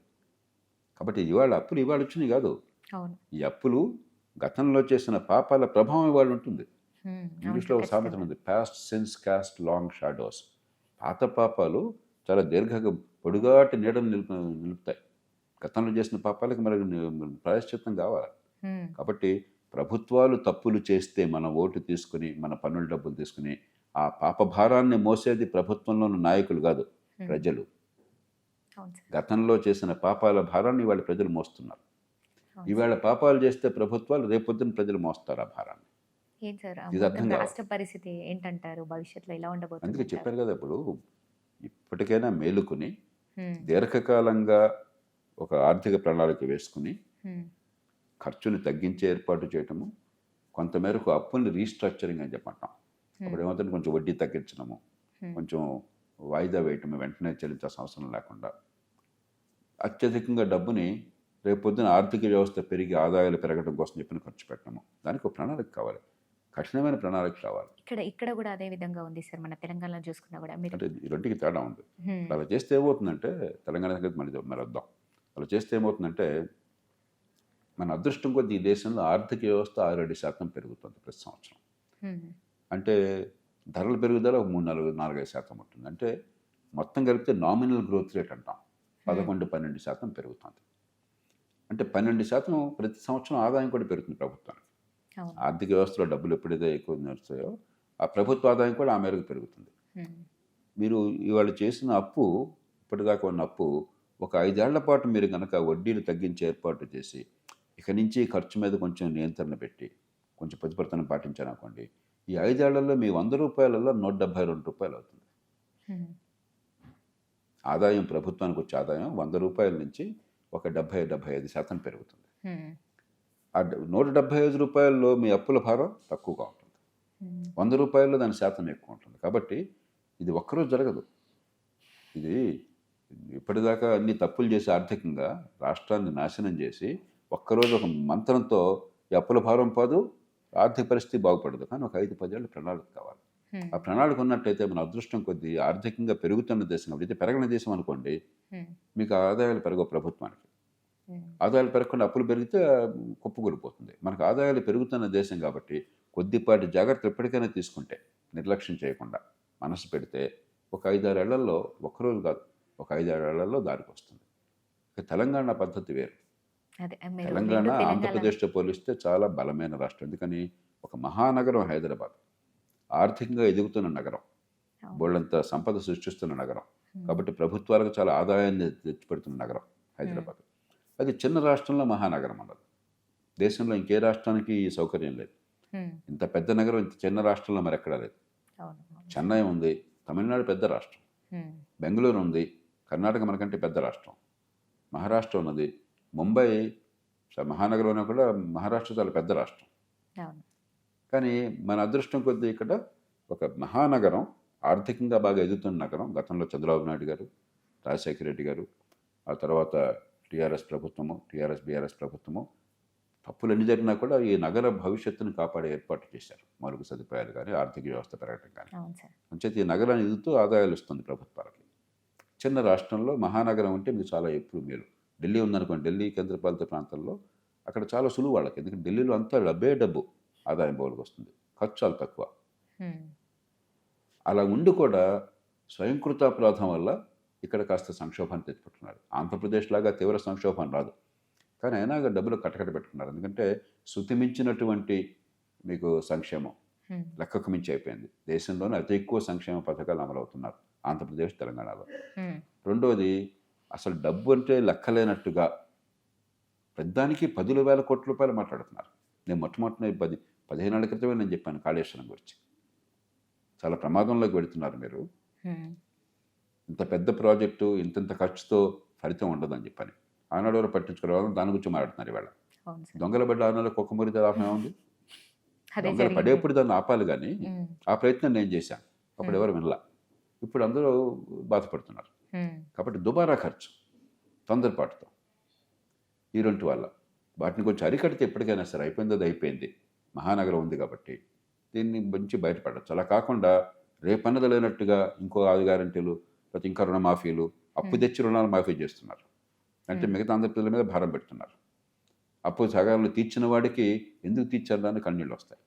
తీర్చని వాడు గొప్పవాడు. అంటే రేపొద్దు నువ్వు తీర్చక్కర్లేదని చెప్తున్నాం మనం. అంటే ఎలాంటి వ్యవస్థ నిర్మాణం చేస్తున్నాం? కాబట్టి తెలంగాణ మరింత సులువుగా దాన్ని తలుపులో తేవచ్చు. కానీ ప్రజల మీద మమకారము, రాష్ట్ర దీర్ఘకాల భవిష్యత్తు మీద ఆకాంక్ష ఉండాలి తప్ప ఎట్లా కొట్లా ఎన్నికల్లో ఓట్లు ఇస్తే చాలు ఈ పూట అన్న రాజకీయం నడిస్తే ఏ రాష్ట్రమైనా గందరగోళంలో పడుతుంది. రెండు తెలుగు రాష్ట్రాలకి కలిపి మీరు ముఖ్యంగా అప్పుల విషయంలో ఇందాక మీరు చెప్పారు, సూచనలు అంటే మీరు ఎలాంటి సూచనలు ఇస్తారంటారు కమాట్లో? నేను కోరేది ఒక్కటే, సంక్షేమానికి అభివృద్ధికి సమతూకాన్ని పాటించండి మొట్టమొదటిది. ఓకే. 2, ప్రభుత్వంలో అదనంగా ఖర్చు పెట్టకుండా చాలా మంచి చేసే అవకాశం, చట్టబద్ధ పాలన, పెద్ద ఖర్చు పెట్టక్కర్లా, కానీ పరిస్థితి మార్చి సామాన్యుడికి నన్ను చట్టం కాపాడుతున్న నమ్మకం కలగాలి. ఇవాళ బడుతున్నాడిదే బర్రె. ఇవాళ డబ్బు ఉంటే, అధికారం అంటే వాడి చేతిలో చట్టం బందీ అయిపోయింది. దాన్ని మార్చాలి, దానికి డబ్బులు ఏమక్కర్లా. 3, విద్య, ఆరోగ్యం. విద్య మీద ఖర్చు పెడుతున్నారు. తెలంగాణలో ఇప్పుడు మన ప్రకటనలన్నీ ఏమిటి? 11,000 మంది టీచర్ల నియామకం అని. టీచర్లు లేకనా విద్య అందరిది రాష్ట్రంలో? 14 మంది పిల్లలకు ఒక టీచర్ ఉన్నారు రాష్ట్రంలో. ఏ ప్రైవేట్ రంగంలో అంతమంది టీచర్లు ఉండరు. టీచర్లు లేకపోవడం కదా సమస్య, టీచర్లు జీతాలు ఇవ్వకపోవడం కదా సమస్య, విద్య రాకపోవటం సమస్య. విద్య ఉన్నది పిల్లలకి ఎంత భేద కుటుంబం అయినా కూడా, ఏ తల్లి గర్భాన్ని పుట్టినా కూడా మేధస్సు వికసించి తెలివితేటలు బయటపడి ఎవరితోనే పోటీ పడే శక్తి రావటం కోసం. అది జరగట్లా. పనికిమాలని విద్య అందుతుంది, దాని మీద శ్రద్ధ లేదు. టీచర్లు పెట్టడమే పరిపాలన అనుకుంటున్నారు. అలాగే ఆరోగ్యం, కొన్ని మంచి పనులు జరిగినాయి దేశం అంతటా కూడా, మన రాష్ట్రంతో మొదలని ఆరోగ్యశ్రీ కానీ, లేకపోతే ఆయుష్మాన్ భారత్ కానీ మౌలికంగా ఆరోగ్యం బాగుపడడానికి చాలా అవసరం ఉంది. ఎందుకంటే తెలంగాణలో 19 లక్షల మంది ప్రతి సంవత్సరం అనారోగ్య కారణాల వల్ల బేదలవుతున్నారు. ఆంధ్రప్రదేశ్లో 26 లక్షల మంది బేదలవుతున్నారు. అంటే 2 రాష్ట్రాల్లో 45 లక్షల మంది ప్రతి సంవత్సరం కొత్తగా బేదలవుతున్నారు. పెద్ద ఖర్చు పెట్టక్కర్లా. కాబట్టి ఈ 3, 1 ఆర్థిక క్రమశిక్షణ, సంక్షేమానికి అభివృద్ధికి మధ్య సమతూకము. 2 మీరు దుబారా ఖర్చును అరికట్టడము, 3 పెద్ద ఖర్చు లేకుండా దీర్ఘకాలం సమాజానికి పనికొచ్చేవి ప్రభుత్వం చేయవలసిన ఉమ్మడి సేవలు అందించేందుకు విద్య ఆరోగ్యం మీద దృష్టి పెట్టడం. మనం అలా పెట్టకుండా మనకేంటంటే పెద్దాన్ని కూడా ఇక డబ్బిస్తే ఓటు వస్తుంది, ఈ కులం మాట్లాడితే ఓటు వస్తుంది. అది తప్ప అసలు ఎందుకు అధికారంలోకి వస్తున్నాము? ప్రజల ఉమ్మడి అవసరాలని, ఉమ్మడి సౌకర్యాల్ని, ఉమ్మడి సేవల్ని ప్రజలిచ్చిన డబ్బుతో, ప్రజలిచ్చిన అధికారంతో మనం నిర్వహించడం కోసం వస్తున్నాం. అది మర్చిపోయినాం. అధికారం ఎందుకు వస్తున్నాం? మళ్ళీ అధికారం పొందడం కోసం. ఎలక్షన్ లాగానే మళ్ళీ ఎలక్షను. ఈ రంతి తప్ప పెద్దానికి ఒక రాజకీయం అని చెప్పంటే ఒక చెడు మాటగా తయారైపోయింది దేశం. అవును సార్. అది సమస్య. ఎందుకు రాజకీయం ఉంది మనకి? ప్రజల ఉమ్మడి సమస్యల్ని, ఉమ్మడి అవసరాలని ప్రజల డబ్బుతో, ప్రజలిచ్చిన అధికారంతో తీర్చడం కోసం. అది పక్కన పెట్టి అది నిజంగా పట్టించుకుంటే విద్య ఎంత చండాలంగా ఉండదు. అది ఊరికే మాట్లాడటం.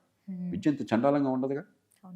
ఎందుకు 180 మంది పిల్లలు తెలివితేటలు ఉన్నా కూడా ఆ పిల్లలు తెలివి వికసించకుండా ఎందుకు పనికిమాలిన విద్య అందుతోంది?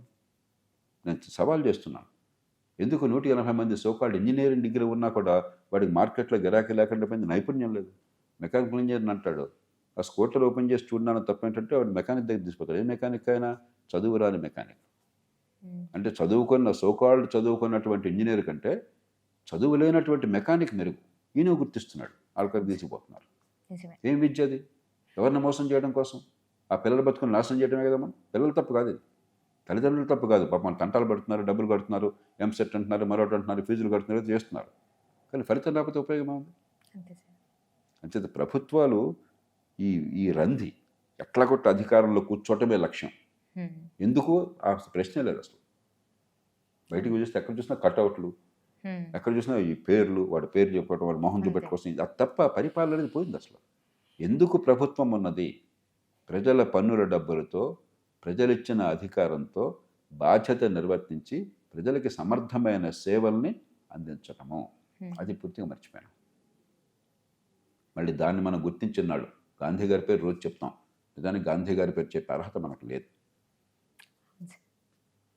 ఆయన అధికారాన్ని ఒక పవిత్ర వ్యాసంగంగా భావించాడు.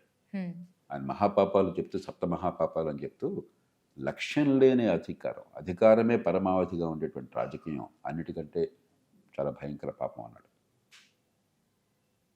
ఇవాళ అధికారమే లక్ష్యమే, ఇంకో వేరే లక్ష్యం లేదు. ఎందుకు అధికారం అని అడిగే ప్రశ్న లేదు. అదే సార్.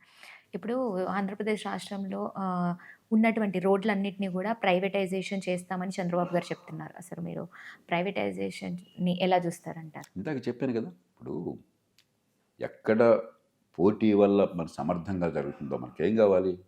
మనకు ప్రైవేట్ గవర్నమెంట్ మనకు అనవసరం. మనకు కావాల్సింది సమర్థంగా జరుగుతుందా, తక్కువ ఖర్చుతో చౌకగా జరుగుతుందా, మన్నికగా ఉండటం, సమర్థంగా జరగటం, మనకి తక్కువ ఖర్చు అవ్వటం. అది ఉంటే ఎవరు చేసినా కూడా పర్ఫెక్ట్.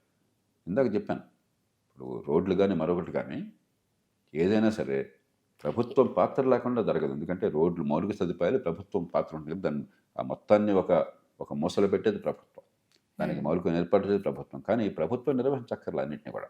ఉదాహరణ స్కూళ్ళు ఉన్నాయి. ఇవాళ గవర్నమెంట్ స్కూళ్ళల్లో ఒక్కొక్క బిడ్డ మీద 1,15,000 రూపాయలు ఖర్చు పెడుతున్నాం. 1,15,000 రూపాయలు చదువు అందట్లా. చాలా ప్రైవేట్ స్కూళ్ళు 30,000-40,000 రూపాయల ఫీజుతో బ్రహ్మాండంగా విద్యను అందిస్తున్నాయి. కాబట్టి మనం చూడాల్సింది, మనం పెట్టే ఖర్చుతో పిల్లలకి విద్య అందాలి. విద్య విషయం అనేటైతే రోడ్డు అయితే రోడ్డు మంచిగా నిర్వహించాలి. మనకు రోడ్డు భద్రతతో ఉండే ఏర్పాట్లు కావాలి. ఇప్పుడు నదులన్నీ కూడా అనుసంధానం చేయడం కూడా ప్రైవేటైజేషన్ కిందనే మారుస్తా అంటున్నారు. నాకు తెలియదు, అందుకని నేను వ్యాఖ్యానం చేయలేను. Okay sir. నదుల అనుసంధానం అనేది జరగడమే చాలా కష్టం అసలు. ఎందుకంటే భారతదేశంలో కొన్ని చోట్ల నదుల అనుసంధానం సాధ్యం. ఉదాహరణకి మీకు పోలవరం ప్రాజెక్ట్ ఒక రకంగా అనుసంధానం చేసే ప్రాజెక్ట్. కానీ గోదావరిలో మిగులు నీళ్ళు ఉన్న గోదావరి నుంచి నీళ్ళ కొరత ఉన్నటువంటి కృష్ణా డెల్టాకి మళ్లిస్తున్నాం మనం. పోలవరం ప్రధాన పత్రిక. అంతే తప్ప అదే పనిగా ఈ నదిని మ్యాప్లో చూసి కలపడం అనేది సాధ్యం కాదు.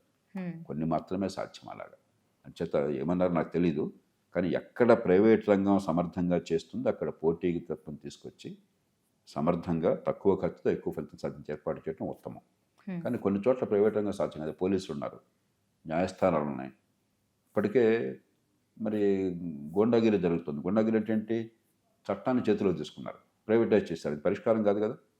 కాబట్టి కొన్ని ప్రభుత్వం మాత్రమే చేయగలదు. చట్టబద్ధ పాలన ప్రభుత్వం చేతుల్లోనే ఉంది. దాన్ని సమర్థంగా చేయాలి. సమర్థంగా జరగట్లా. చాలా పనులు ప్రైవేట్ రంగం సమర్థంగా చేయగలదు మనం సరైన ఏర్పాట్లు చేసినట్లయితే. ప్రభుత్వం సరైన పాత్ర వహించి ప్రైవేట్ రంగాన్ని పెట్టుబడులను తీసుకోవాలి. కొన్ని రంగాలు ప్రభుత్వానికి అసలు పాత్రే లేదు. కొంత మినిమం కనీస స్థాయిలో నియంత్రించడం తప్ప ఇప్పుడు వస్తువుల ఉత్పత్తి మీరు పూర్తిగా ప్రజలకి ప్రైవేట్ రంగానికి వదిలేసేయాలి. కాబట్టి ఆ రంగాన్ని బట్టి ఉంటుంది. ఇక్కడ తెలంగాణ గురించి మాట్లాడుకుంటే రేవంత్ రెడ్డి గారు అంటే ఈ కాంగ్రెస్ ప్రభుత్వం ఏర్పడి కూడా ఏడాది పూర్తయింది. ఎలా ఉందంటారు? ఇక్కడ పాలన మీకు ఎలా అనిపించింది? నేను చెప్పాను కదా, ఇప్పటికే సంక్షేమం చాలా ఎక్కువ ఉన్న రాష్ట్రంలో మరిన్ని సంక్షేమ పథకాన్ని గ్యారంటీల పేరుతో చేసి మరింత కష్టాన్ని కొని తెచ్చుకున్నారు. చాలా బలమైన రాష్ట్రం, ఆర్థికంగా చాలా బలమైన రాష్ట్రం. 14వ ఆర్థిక సంఘం నివేదిక ప్రకారం దేశంలో అతి ఎక్కువ మిగులున్న రాష్ట్రం ఆర్థికంగా. ఈవేళ మరి తక్కువ స్థాయిలో ఉన్న రాష్ట్రాలతో పాటు సంక్షోభంలో పడ్డారు అనవసరంగా. అది కేవలం ప్రభుత్వాల విధానాల వల్ల. కాబట్టి దుబారా ఖర్చులు అరికట్టడము, సంక్షేమం ఎట్లాగో గట్టిగా చేస్తున్నారు. కానీ పొద్దున్నుంచి సాయంత్రంగా సంక్షేమం రంది కాకుండా అభివృద్ధి, పేదరికం పోయేది అభివృద్ధి వల్ల, సంక్షేమం వల్ల కాదు. సంక్షేమం వల్ల పేదరికం నొప్పి తాత్కాలికంగా తగ్గుతుంది, మలం పూసినట్టు అవుతుంది. పేదరికం పోయేది ఆదాయాలు పెరగడం వల్ల, ఆదాయాలు పెరిగేది అభివృద్ధి వల్ల. కాబట్టి సంక్షేమం మాత్రమే పరిపాలనుకుంటే పేదరికాన్ని కొనసాగించి పేదలను ఓటు బ్యాంకులుగా వాడుకుంటున్నాం అని అర్థం. అభివృద్ధికి పెద్దపీట వేస్తున్నామంటే పేదరికాన్ని తొలగించి పేదల ఆదాయాన్ని పెంచి వారి భవిష్యత్తును మారుస్తున్నాం అర్థం. ఏది కావాలో పార్టీలు ప్రజలు తెలుసుకోవాలి. పేదరికాన్ని తొలగించి ఆదాయాలు పెంచే మార్గం కావాలన్నా, పేదరికాన్ని కొనసాగించి ఓటు బ్యాంకులుగా మార్చుకునే పద్ధతి కావాలన్నా అని చెప్పారు. హైడ్రా గురించి ఏం చెప్తారు? హైడ్రా సక్సెస్ అయిందంటారా, ఫెయిల్యూర్ అయిందంటారా? హైడ్రా అంటేనే హైదరాబాద్లో హైడ్రా బ్యాడ్ అన్నట్టుగా కొంత విమర్శలు అయితే వచ్చాయి. మీరేం చెప్తారు మరి? అమ్మ, మనకేమిటంటే ప్రభుత్వాలు దీర్ఘకాలికంగా చేయాల్సిన పనులు పక్కన పెట్టి 2 రోజులకు వేలం వరి సృష్టించి ఒక సినిమా వచ్చింది, కొత్త సినిమా, వాళ్ళంత వేలం వరి వచ్చేస్తుంది, ఒక మూడ్ క్రియేట్ చేస్తారు. ఆ 4 రోజులు దాని గురించి మాట్లాడతారు. 3-4 రోజుల తర్వాత అందరూ మర్చిపోతారు. ప్రభుత్వాలు అట్లా పనిచేస్తే సరైన పద్ధతి కాదు. ఇప్పుడు హైదరాబాద్ నగరాన్ని తీసుకోండి. మీకు 23 లక్షల ఇళ్ళు ఉన్నాయి హైదరాబాద్లో. దానిలో కేవలం 7 లక్షల ఇళ్లకు మాత్రమే, 7 లక్షల కుటుంబాలకు మాత్రమే సివరేజ్ ఉన్నది, మురుగునీటి పారుదల వ్యవస్థ ఉన్నది. మిగతా 16 లక్షల కుటుంబాల నుంచి మురుగునీరు ఎక్కడికి పోతుంది? ఈ సరస్సుల్లోకి పోతుంది. మీరు ఎన్ని రకాల విన్యాసాలు చేసినా కూడా ఒక పైప్ పెట్టేసి దాన్ని మలమూత్రాలతో ఒక సెస్ఫుల్గా మార్చిపారేశారు. దీన్ని బాగు చేయడం చాలా లోతుగా చిత్తశుద్ధితో పనిచేయాలి. ఒక డ్రామాతో జరిగేది కాదు ఇది. అవును సార్. అలాగే మంచినీళ్ళు ఇప్పుడు నిన్న కూడా పత్రికలు చూశారు. మళ్ళీ ఇంకో 20 టీఎంసీ నీళ్ళు తీసుకొస్తాం, అది చేస్తాం చేయండి. ఇప్పటికే హైదరాబాద్ నగరం అదృష్టం కొద్దీ ఒక పక్కన కృష్ణ, ఒక పక్కన గోదావరి మహానదులు ఉన్నాయి. బోళ్ళంత నీళ్ళు తీసుకొస్తున్నాం. వచ్చే నీళ్ళలో 100కి 45 వాళ్ళు, అంతే 100 లీటర్లు మనం అక్కడి నుంచి అంత దూరం నుంచి కొన్ని వేల కోట్లు ఖర్చు పెట్టి తోడి తీసుకొస్తే 100 లీటర్లు 45 లీటర్లు మళ్ళీ మూసులో కలిసిపోతున్నాయి మన నీళ్ళకి జారకుండా. అంటే ఈ ప్రజల డబ్బంతా కూడా గంగారపురం అయిపోతుంది, నీళ్ళలో కలిసిపోతుంది. ప్రజలు కష్టించి పన్నుల రూపంలో ఇచ్చిన డబ్బు, లేకపోతే ప్రజల పేరుతో అప్పు తీసుకొచ్చి లేకపోతే ప్రజల మీద భారం పెట్టే డబ్బు. అది ఇవరికి ఆషామాషి జరిగేది కాదు. డిస్ట్రిబ్యూషన్ సిస్టమ్ బాగు చేయాలి, మురుగునీటి పారుదల బాగు చేయాలి. ఇవన్నీ చేయకుండా చిట్కాలు పెట్టి 4 రోజులు ప్రచారం చేసుకుంటే ఉపయోగం లేదు. ఖచ్చితంగా సరస్సుని కనుక ఆక్రమించుకుంటే ఆ సరస్సుని కాపాడాలి. నేను శాసనసభ్యుడిగా గట్టి ప్రయత్నం చేశాను. నా నియోజకవర్గంలో నానాడు ప్రతి సరస్సుకి కూడా ఫెన్సింగ్ చేయించాను, సర్వే చేయించి. ఒక అంగుళం కూడా ఆక్రమణ గురి కాకుండా నేను కాపాడాను. కాబట్టి దాన్ని పూర్తిగా నేను మద్దతు ఇస్తాను. కానీ అది ఒక్కటే పరిపాలన కాదు. పరిపాలన ఈ మురుగునీటి పారుదలను బాగు చేయడం, మంచినీళ్ళ వ్యవస్థను సద్వినియోగం చేసి వేల కోట్ల రూపాయల ఖర్చుని అరికట్టడం, వృధాన్ని అరికట్టడం, టౌన్ ప్లానింగ్ సరిగ్గా చేయటం. ట్రాఫిక్ చూడండి ఎంత గందరగోళంగా ఉందో హైదరాబాద్ నగరంలో. భయం వేస్తుంది మీకు. ఆ రెడ్ లైట్ ఉన్న డామని వెళ్ళిపోతాడు అంతే. మన ప్రభుత్వాలు చేసే నిర్వాహకం ఏమిటి? పేరుకి పెనాల్టీలు వేసి లేకపోతే రాయితీలు ఇస్తారు. పెనాల్టీలు ప్రపంచంలో ఎక్కడ ఏ దేశంలో మెడమే తలకమైన ప్రభుత్వం పెనాల్టీల మీద రాయితీ ఇస్తుందా? పెనాల్టీ ఎందుకు ఇస్తున్నా? డబ్బులు వసూలు చేయాలని కాదు. రేపొద్దు నాకు తప్పు చేయకుండా పెనాల్టీ వేస్తున్నాం.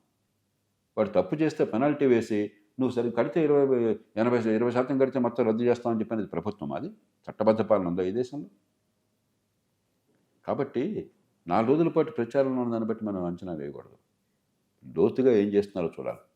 ఈ డ్రైనేజ్ సిస్టమ్ ఏం జరుగుతుంది, ఈ సివరేజ్ ఎట్లా ఉన్నది, మంచినీళ్ళ వ్యవస్థ ఎట్లా ఉన్నది, ట్రాఫిక్ ఎట్లా ఉన్నది, అది నగరానికి పరిష్కారం తప్ప ఈ ఆర్భాటాలు హంగామాలు పెద్ద ఉపయోగం లేదు. మనము కొన్ని ఏళ్ల క్రిందట చూసుకుంటే ఒకప్పటి ప్రభుత్వాలకి ఇప్పుడు ఉన్నటువంటి ప్రభుత్వాలకి ఏంటంటారు సార్? అంటే డిఫరెన్స్ ఏంటంటారు? గత 20-30 ఏళ్ళుగా ఏమైందంటే అసలు దీర్ఘకాల అభివృద్ధి మౌలిక సదుపాయాలు పక్కన పెట్టారు. తాత్కాలికమైన సంక్షేమము ఎట్లా కొట్ట ఓటు బ్యాంకులు తప్ప ఇంకోటి లేకుండా పోయింది. కొన్ని రాష్ట్రాలు కొంచెం దూరదృష్టితో కాస్త అభివృద్ధి మీద దృష్టి పెడుతున్నాయి. మరికొన్ని రాష్ట్రాలు, ముఖ్యంగా మన దక్షిణాది రాష్ట్రాలు ఆంధ్రప్రదేశ్, తెలంగాణ, కర్ణాటక, తమిళనాడు. అయితే కర్ణాటక, తమిళనాడు మనకంటే బలమైన రాష్ట్రాలు ఆర్థికంగా. కొంచెం మనకంటే మీరు ఉదాహరణకి కర్ణాటక ఉందనుకోండి, చాలా ఇబ్బందులు ఉన్నా కూడా మనకంటే ఆర్థిక క్రమశిక్షణ రాష్ట్రం. కానీ మనం ఏమిటంటే దేశంలోనే ఈ సంక్షేమంలో అగ్రగాములు అయిపోయి ప్రజలకి డబ్బులు పంచిపెట్టడమే పరిపాలన స్థాయికి వచ్చేసాం. రెండోది చట్టబద్ధ పాలన ఉన్న కొద్దిగా చెడిపోతుంది. పూర్వం వ్యవస్థలో లోపాలు ఉన్నా కూడా నాయకుల్లో సంయమనం ఉండేది. అందరినీ సమానంగా చూడటం, ఈ కులం, ఈ వర్గం, ఆ పార్టీ అని కాకుండా సమానంగా చూడడం, పరిపాలన యంత్రాంగం నిష్పాక్షంగా వ్యవహరించడం, చట్టం ముందు అందరినీ సమానంగా చూడడం అనేది ఒక, ఎందుకంటే స్వతంత్ర పోరాట విలువలు ఉన్నాయి. ఇప్పుడు కాలక్రమేణా రాజ్యం వీరభోజ్యం. మనం పవర్లో అంటే మన సొంతం, పోలీసు వాడు మన సొంతం, మనోడైతే వాడిని కాపాడుకోవాలి, మన ప్రత్యర్థి అయితే వాడిని ఇబ్బంది పెట్టాలి. ఇది మామూలుగా పరిస్థితి వచ్చింది. అది సరైనది కాదు. మూడోది దేశ ఐక్యత కోసం అని చెప్పని, తర్వాత రాజకీయాల్లో ప్రమాణం కోసమని కొంత సంయమనాన్ని పాటించడం, పరస్పర గౌరవం, అభిప్రాయ భేదాలున్నా కూడా గౌరవించగలగడం, చట్టసభలో కానీ బయటగా ఉండేది. ఇవాళ రోజు మీరు పేపర్లో హెడ్లైన్స్ చూస్తుంటే ఏ పార్టీ ఉన్నా కూడా ఎంత అసహ్యంగా ఉన్నది. కాబట్టి కొన్ని మంచి మార్పులు వచ్చిన టెక్నాలజీ వల్ల. పూర్వం లేనిది ఇప్పుడు విద్యుత్ పెరిగింది, టెక్నాలజీ వల్ల అది వరకు లేనిది ఇప్పుడు టెలిఫోన్లు అందరికీ వచ్చినాయి. టెక్నాలజీ వల్ల మరి అది వరకు లేనిది మనందరికీ కొంచెం రోడ్లు బాగుపడ్డాయి, కొన్ని చోట్ల అన్నా సరే నేషనల్ హైవేస్ అన్నా బాగుపడ్డాయి. టీవీ అన్ని ఊళ్ళలోకి వచ్చింది, డిజిటల్ టెక్నాలజీ వచ్చింది. అలాగే సంక్షేమం సమర్థంగా అమలవుతుంది. పూర్వం సంక్షేమం ప్రజలకు అందేది కాదు. పేదలకు అందించాలన్నా కూడా మధ్యలోనే నొక్కేసేవాళ్ళు, లేకపోతే పేదలకు అందించడానికి అర్హత ఉండాలి, ఆ కార్డు మరొకటి ఇవ్వాలంటే దానికి లంచాలు మిగేవాళ్ళు. అది చాలా మేరకు తగ్గింది డిజిటల్ టెక్నాలజీ. కొన్ని బాగుపడ్డాయి, కానీ బాగుపడినవన్నీ టెక్నాలజీ వల్ల బాగుపడ్డాయి. పరిపాలన బాగు చేయాలన్న పెద్ద ఆలోచన కనిపించట్లా, సమర్థంగా పరిపాలన చేయాలని కల్పించట్లా. పరిపాలన మరింత కుంటుపడింది. ప్రజల్ని కేవలం ఓటు వేసే యంత్రాలుగా భావించడం పెరిగింది. మారుతున్నటువంటి యుగంలో ఆర్థికంగా కొంత ప్రగతి కనిపిస్తోంది, కానీ రాజకీయాన్ని మనం చక్కదిద్దకపోయినట్టు. ఉదాహరణకి అంత హైదరాబాదే, అంత బెంగళూరే, అంత మరో మహానగరం వచ్చి ఎట్లాగా? ఈ దేశంలో 180 మంది 85 మంది తక్కువ నైపుణ్యం ఉండి తక్కువ ఆదాయం పొందేవాళ్ళు.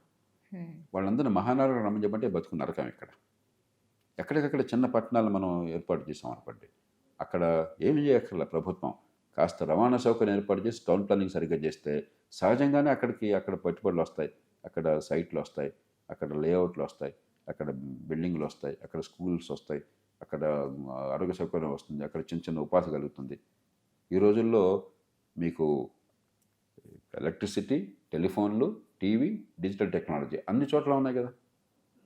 హైదరాబాద్లోనే కాదు కదా, ఎక్కడైనా ఉన్నాయి కదా. మరి అక్కడ కూడా మన సౌకర్యాలు ఉన్నాయి కాబట్టి టౌన్ ప్లానింగు, రవాణా ఇంతవరకు ఏర్పాటు చేస్తే ఎక్కడికక్కడ ఈ చిన్న చిన్న ఉద్యోగాలు, చిన్న చిన్న వృత్తుల్లో, ఉపాధుల్లో కోట్ల మందిని మనం అబ్జర్వ్ చేయొచ్చు.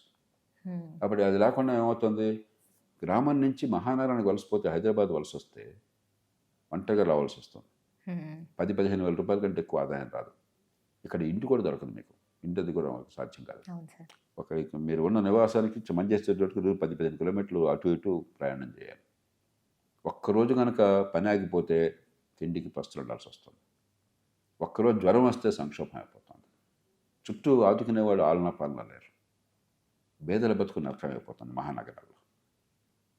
కాబట్టి ఎక్కడికక్కడ మనం కనుక ఆర్థికంగా ఏర్పాట్లు చేసామనుకోండి, ఆ పల్లెటూరు నుంచి పక్కనే 10-20 కిలోమీటర్ల దూరంలో పట్టణంలో 10,000-20,000 రూపాయలు ఆదాయం పొందే అవకాశం ఉందనుకోండి, గౌరవంగా బతకచ్చు. ఆ పట్టణంలో ఇల్లు కట్టుకోవచ్చు, ఒక ఫ్లాట్ కొనుక్కోవచ్చు, లేకపోతే వీళ్ళు పల్లెటూరులో పని చేసుకుంటూ పల్లెటూరు నుంచి అక్కడికి వెళ్ళి రావచ్చు, రకరకాలుగా చేయొచ్చు. మనకు అది లేదు. రాజు ఉన్న చోట రాజు చుట్టూ జరుగుతుంది అనుకుంటున్నాం. అంతే సార్. అధికారం ఉన్న వాళ్ళు ఉన్నారు కాబట్టి ఆ నగరం మాత్రం తప్ప మిగతా ఆయన ఆలోచించట్లా. అంచేత నమూనా పూర్తిగా మారాలి. ప్రజల్ని గురించి ఆలోచించే రాజకీయ వ్యవస్థ కావాలి, పరిపాలనా వ్యవస్థ కావాలి. ఇక్కడ ఏదైతే ప్రభుత్వం తీసుకున్నటువంటి కులగణన సర్వే ఏదైతే చేపట్టిందో ఆల్మోస్ట్ ఇప్పటికే కంప్లీట్ చేసింది. దీనివల్ల ప్రజలకు ఏమైనా ఉపయోగాలు ఉన్నాయంటారా? వాళ్ళని చెప్పమనండి, ఉపయోగం కలుగుతుందంట. ఏ ఉపయోగం చెప్పనండి. కులం పేరుతో సమాజాన్ని మరింత విభజించి కులం స్పృహను పెంచడం తప్ప దీనివల్ల ఏ ప్రయోజనం లేదని నిష్కర్షగా చెప్తున్నాను. ఎందుకంటే దీనికి రిజర్వేషన్లకి ఏమాత్రం సంబంధం లేదు. రిజర్వేషన్లు వ్యక్తులకు ఉండేటువంటి ఆ కుటుంబాలకు ఉండే క్యాస్ట్ సర్టిఫికేట్ వగైరా ఆధారపడి వస్తుంది. ఈ కులగణన వల్ల రిజర్వేషన్లు పెరగవో తగ్గవు. అవును సార్. ఏమీ తేడా లేదు. బతుకులు బాగుపడేది ఏం లేదు. మన దేశంలో కులాన్ని రాజకీయం సృష్టించాల. మన దురదృష్టం కొద్దీ మన సమాజంలో ఉన్న అవలక్షణాలలో కులం ఒకటి. తరతరాలుగా సాంప్రదాయంలో ఈ దేశంలో ఫలానా కులంలో పుట్టామని మనం చిన్నపుచ్చుకున్నట్టు చేశారు. మనకి చాలా వివక్ష ఎదురైంది, డిస్క్రిమినేషన్ అని చెప్పి అంటాం. దాని కారణంగా నష్టపోయినాయి కాబట్టి రాజకీయంగా ఏకాభిప్రాయాన్ని సాధించి పార్టీలకు అతీతంగా రిజర్వేషన్లు వగైరా ఏర్పాట్లు చేశాం. కానీ ఈ కులాలను బాగు చేసామా మనం? మంచి విద్య అందకుండా రిజర్వేషన్లు పెడితే ఎలా బాగుపడతారు? ఆ విద్య మీద శ్రద్ధ ఉన్న పెడుతున్నామా? మంచి ఆరోగ్యం అందకుండా అనారోగ్యం వస్తే పేదరికంలోకి జారిపోయే పరిస్థితి నుంచి తొలగించకుండా మీరు పేదరికాలు ఎట్లా తొలగిస్తారు? ప్రభుత్వం చేయాల్సిన పనులు చేయకుండా ఈ కులం పేరుతో రచ్చ చేసి జనాల మధ్య తంపులు తీసుకొచ్చి గందరగోళం చేసే ప్రయత్నం జరుగుతుంది. కులం చుట్టే రాజకీయ సమీకరణ, అంతేగాని మనుషుల్ని మనుషులుగా చుట్టాల. ఏ వ్యక్తి అయినా ఏ బిడ్డ అయినా కూడా ఏ కులంలో పుట్టడం ఏ బిడ్డ పాపమో కాదు, ఏ బిడ్డకి తెలిసి పుట్టట్లా. కానీ జీవితం పొడుగుతా కులం స్పృహ పెట్టి నువ్వు ఫలానా కులం అన్న భావాన్ని పెంచాలా. మనం కులానికి అతీతంగా ఎదుగుతామని ఆత్మవిశ్వాసాన్ని పెంచాలా. ఏం కోరుకుంటున్నాం మనం? నన్ను ఎప్పుడు నువ్వు భానుశ్రీ ఫలానా కులం, ఫలానా ఊరు, ఫలానా కులం అది తప్ప ఇంకోటి లేకుండా చేసామనుకోండి, మీ ప్రతిభని బట్టి మీరు పడే కష్టాన్ని బట్టి మీకు గుర్తింపు లేదనుకోండి, అది మనకు ఆత్మగౌరవాన్ని ఇస్తుందా? కుల వ్యవస్థ పోతుందా దానివల్ల? కాబట్టి ఇదేంటంటే కులం అనే స్పృహను మరింత పెంచి రాజకీయంగా వాడుకోవటానికి తప్ప, జన సమీకరణ కులాన్ని ప్రాతిపదికగా చూసుకోవడం తప్ప, ఈ కులాల భవిష్యత్తు కోసం కాదు, పేదరికాన్ని తొలగించడం కోసం, వ్యవస్థ అంతం చేయడం కోసం కాదు. ఇప్పుడు ఇక్కడ తెలంగాణ ప్రభుత్వం ఈ విధంగా ఏదైతే పనిచేస్తుందో మనం చూస్తున్నాం, పాలన ఏ విధంగా ఉందని. అంటే కొంతలో అయితే కొంతవరకు తెలిసింది. ఇలానే కొనసాగితే ఎలా ఉంటుందంటారు? ఏ విధంగా ఉండబోతుందంటారు? ఒక్క రాష్ట్రాన్ని అనే అవసరం ఉంది. అన్ని రాష్ట్రాలు కూడా, అన్ని రాష్ట్రాలు కొన్ని, ఇందాక నేను చెప్పాను, కొన్ని మౌలికమైన పద్ధతులు ఉన్నాయి. అభివృద్ధి సాధించాలని కోరుకోని మనిషి లేరు. ఈ దేశంలో అభివృద్ధి ఏమైనా జరుగుతుంటే, కుటుంబాలు బాగుపడుతుంటే ఆ కుటుంబాల కష్టం వల్ల ముందు చూపాలి తప్ప ప్రభుత్వాలు అన్నది చాలా కష్టం. ప్రభుత్వాల వల్ల జరుగుతుందని చాలా తక్కువ. కాబట్టి కుటుంబానికి ఏవైతే పద్ధతులు ఉన్నాయో ప్రభుత్వానికి అదే పద్ధతులు. ప్రజల్ని అభివృద్ధి పథంలో తీసుకెళ్ళాలని చెప్పంటే ఇందాక నేను చెప్పాను, ఆ క్రమశిక్షణ పాటించడము, అభివృద్ధికి సంక్షేమానికి సమతూకాన్ని పాటించడము, చట్టబద్ధ పాలన ఏర్పాటు చేయడము, ప్రభుత్వం తాను చేయాల్సిన పని తాను సమర్థంగా ప్రజలందరికీ న్యాయం జరిగేట్టుగా ఏర్పాట్లు చేయడం. అవి చేయకుండా విన్యాసాలు చేస్తుంటే కొంత మంచి జరుగుతుంది, చాలా చెడు కొనసాగుతుంటుంది. స్కూల్స్ గురించి చూస్తూనే ఉన్నాం. ప్రైవేట్ స్కూల్స్ ఎట్లా ఉన్నాయి, గవర్నమెంట్ స్కూల్స్ ఎట్లా, ఏంటంటారు సార్ రెండింటి మధ్య డిఫరెన్స్ ఏంటంటే? మనం పాఠశాల విద్య మీద తెలంగాణ కానీ ఆంధ్రప్రదేశ్ కానీ ఒక్కొక్క బిడ్డ మీద స్కూల్ ఎడ్యుకేషన్కి ఏడాదికి 1,15,000 రూపాయలు ఖర్చు పెడుతున్నారు. తక్కువ డబ్బు కాదు. మీరు ఎంత ఖర్చు పెట్టినా కూడా ఇంతకంటే ఖర్చు పెట్టక్కర్లా. కానీ పిల్లలకి విద్య ఏమిటంటే ఈ ప్రభుత్వం లెక్కల ప్రకారమే 96% పాస్ అని చెప్తారు. అదే స్థాయిలో ఆ క్లాస్లో ఎంతమంది పిల్లలకి కావాల్సిన పరిజ్ఞానం, లెక్కలు కానీ, సైన్స్ కానీ, ఇంగ్లీష్ కానీ ఉన్నాయని చూస్తే నేషనల్ అచీవ్మెంట్ సర్వేని ప్రభుత్వాలు చేస్తున్నాయి. 10% ఉన్నాయని చెప్తున్నారు. 96% పాస్ ఏంటి, 10%కి మాత్రమే ప్రమాణాలు ఉంటాయి. మిగతా 86% ఏమైపోతారు ఆ పిల్లలు? వాళ్ళ భవిష్యత్తు ఏంటి? అదే సార్. మనం ఈ కులం ఆ కులం, ఈ వర్గం ఆ వర్గం, ఈ సంక్షేమం ఆ సంక్షేమం పెట్టి ఈ 86% బతుకులు నాశనం చేస్తున్నాం తెలిసి. ఇవి ప్రభుత్వం లెక్కలు, నా లెక్కలు కాదు. ప్రభుత్వం దగ్గర లెక్కలు. నేషనల్ అచీవ్మెంట్ సర్వే ప్రభుత్వం చేస్తున్న సర్వే. ఏ ప్రభుత్వం అయినా సరే ఈ పిల్లలకి మంచి ప్రమాణాల విద్య అందించాలి, మనకున్న సర్వశక్తుల్ని ఒడిగట్టి మంచి ప్రమాణాల విద్య అందించాలని ప్రయత్నం చేసిందా? మరి ఏంటి, ఎందుకోసం ఈ రాజకీయం, ఎందుకోసం ఈ ప్రభుత్వాలు? విద్య ఏమిటి అంటే పంతులను కొత్తగా పెట్టుకుంటాం అంటున్నారు. ఆంధ్రప్రదేశ్లో మెగా డిఎస్సి అంటారు, తెలంగాణలో 11,000 మంది టీచర్ల నియామకం అంటారు. కానీ విద్య ఏ మేరకు అందింది పిల్లలకి, బీదల పిల్లలు ఏ మేరకు బాగుపడ్డారు, ఒక్క క్షణం కూడా ఆ చర్చ లేదు, అసలు మాట లేదు, ఊసిలేదు. అంటే బీదలు ఎప్పుడు బీదరికంలోనే కొనసాగాలి, మనం ఎప్పుడు పెత్తనం చేయాలి వాళ్ళ మీద, అలాంటి ధోరణి కొనసాగుతుంది.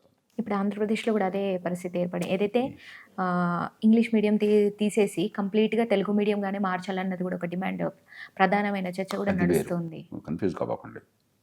ఇంగ్లీష్ మీడియం అనేది సరైనది కాదు స్కూల్ స్థాయిలో.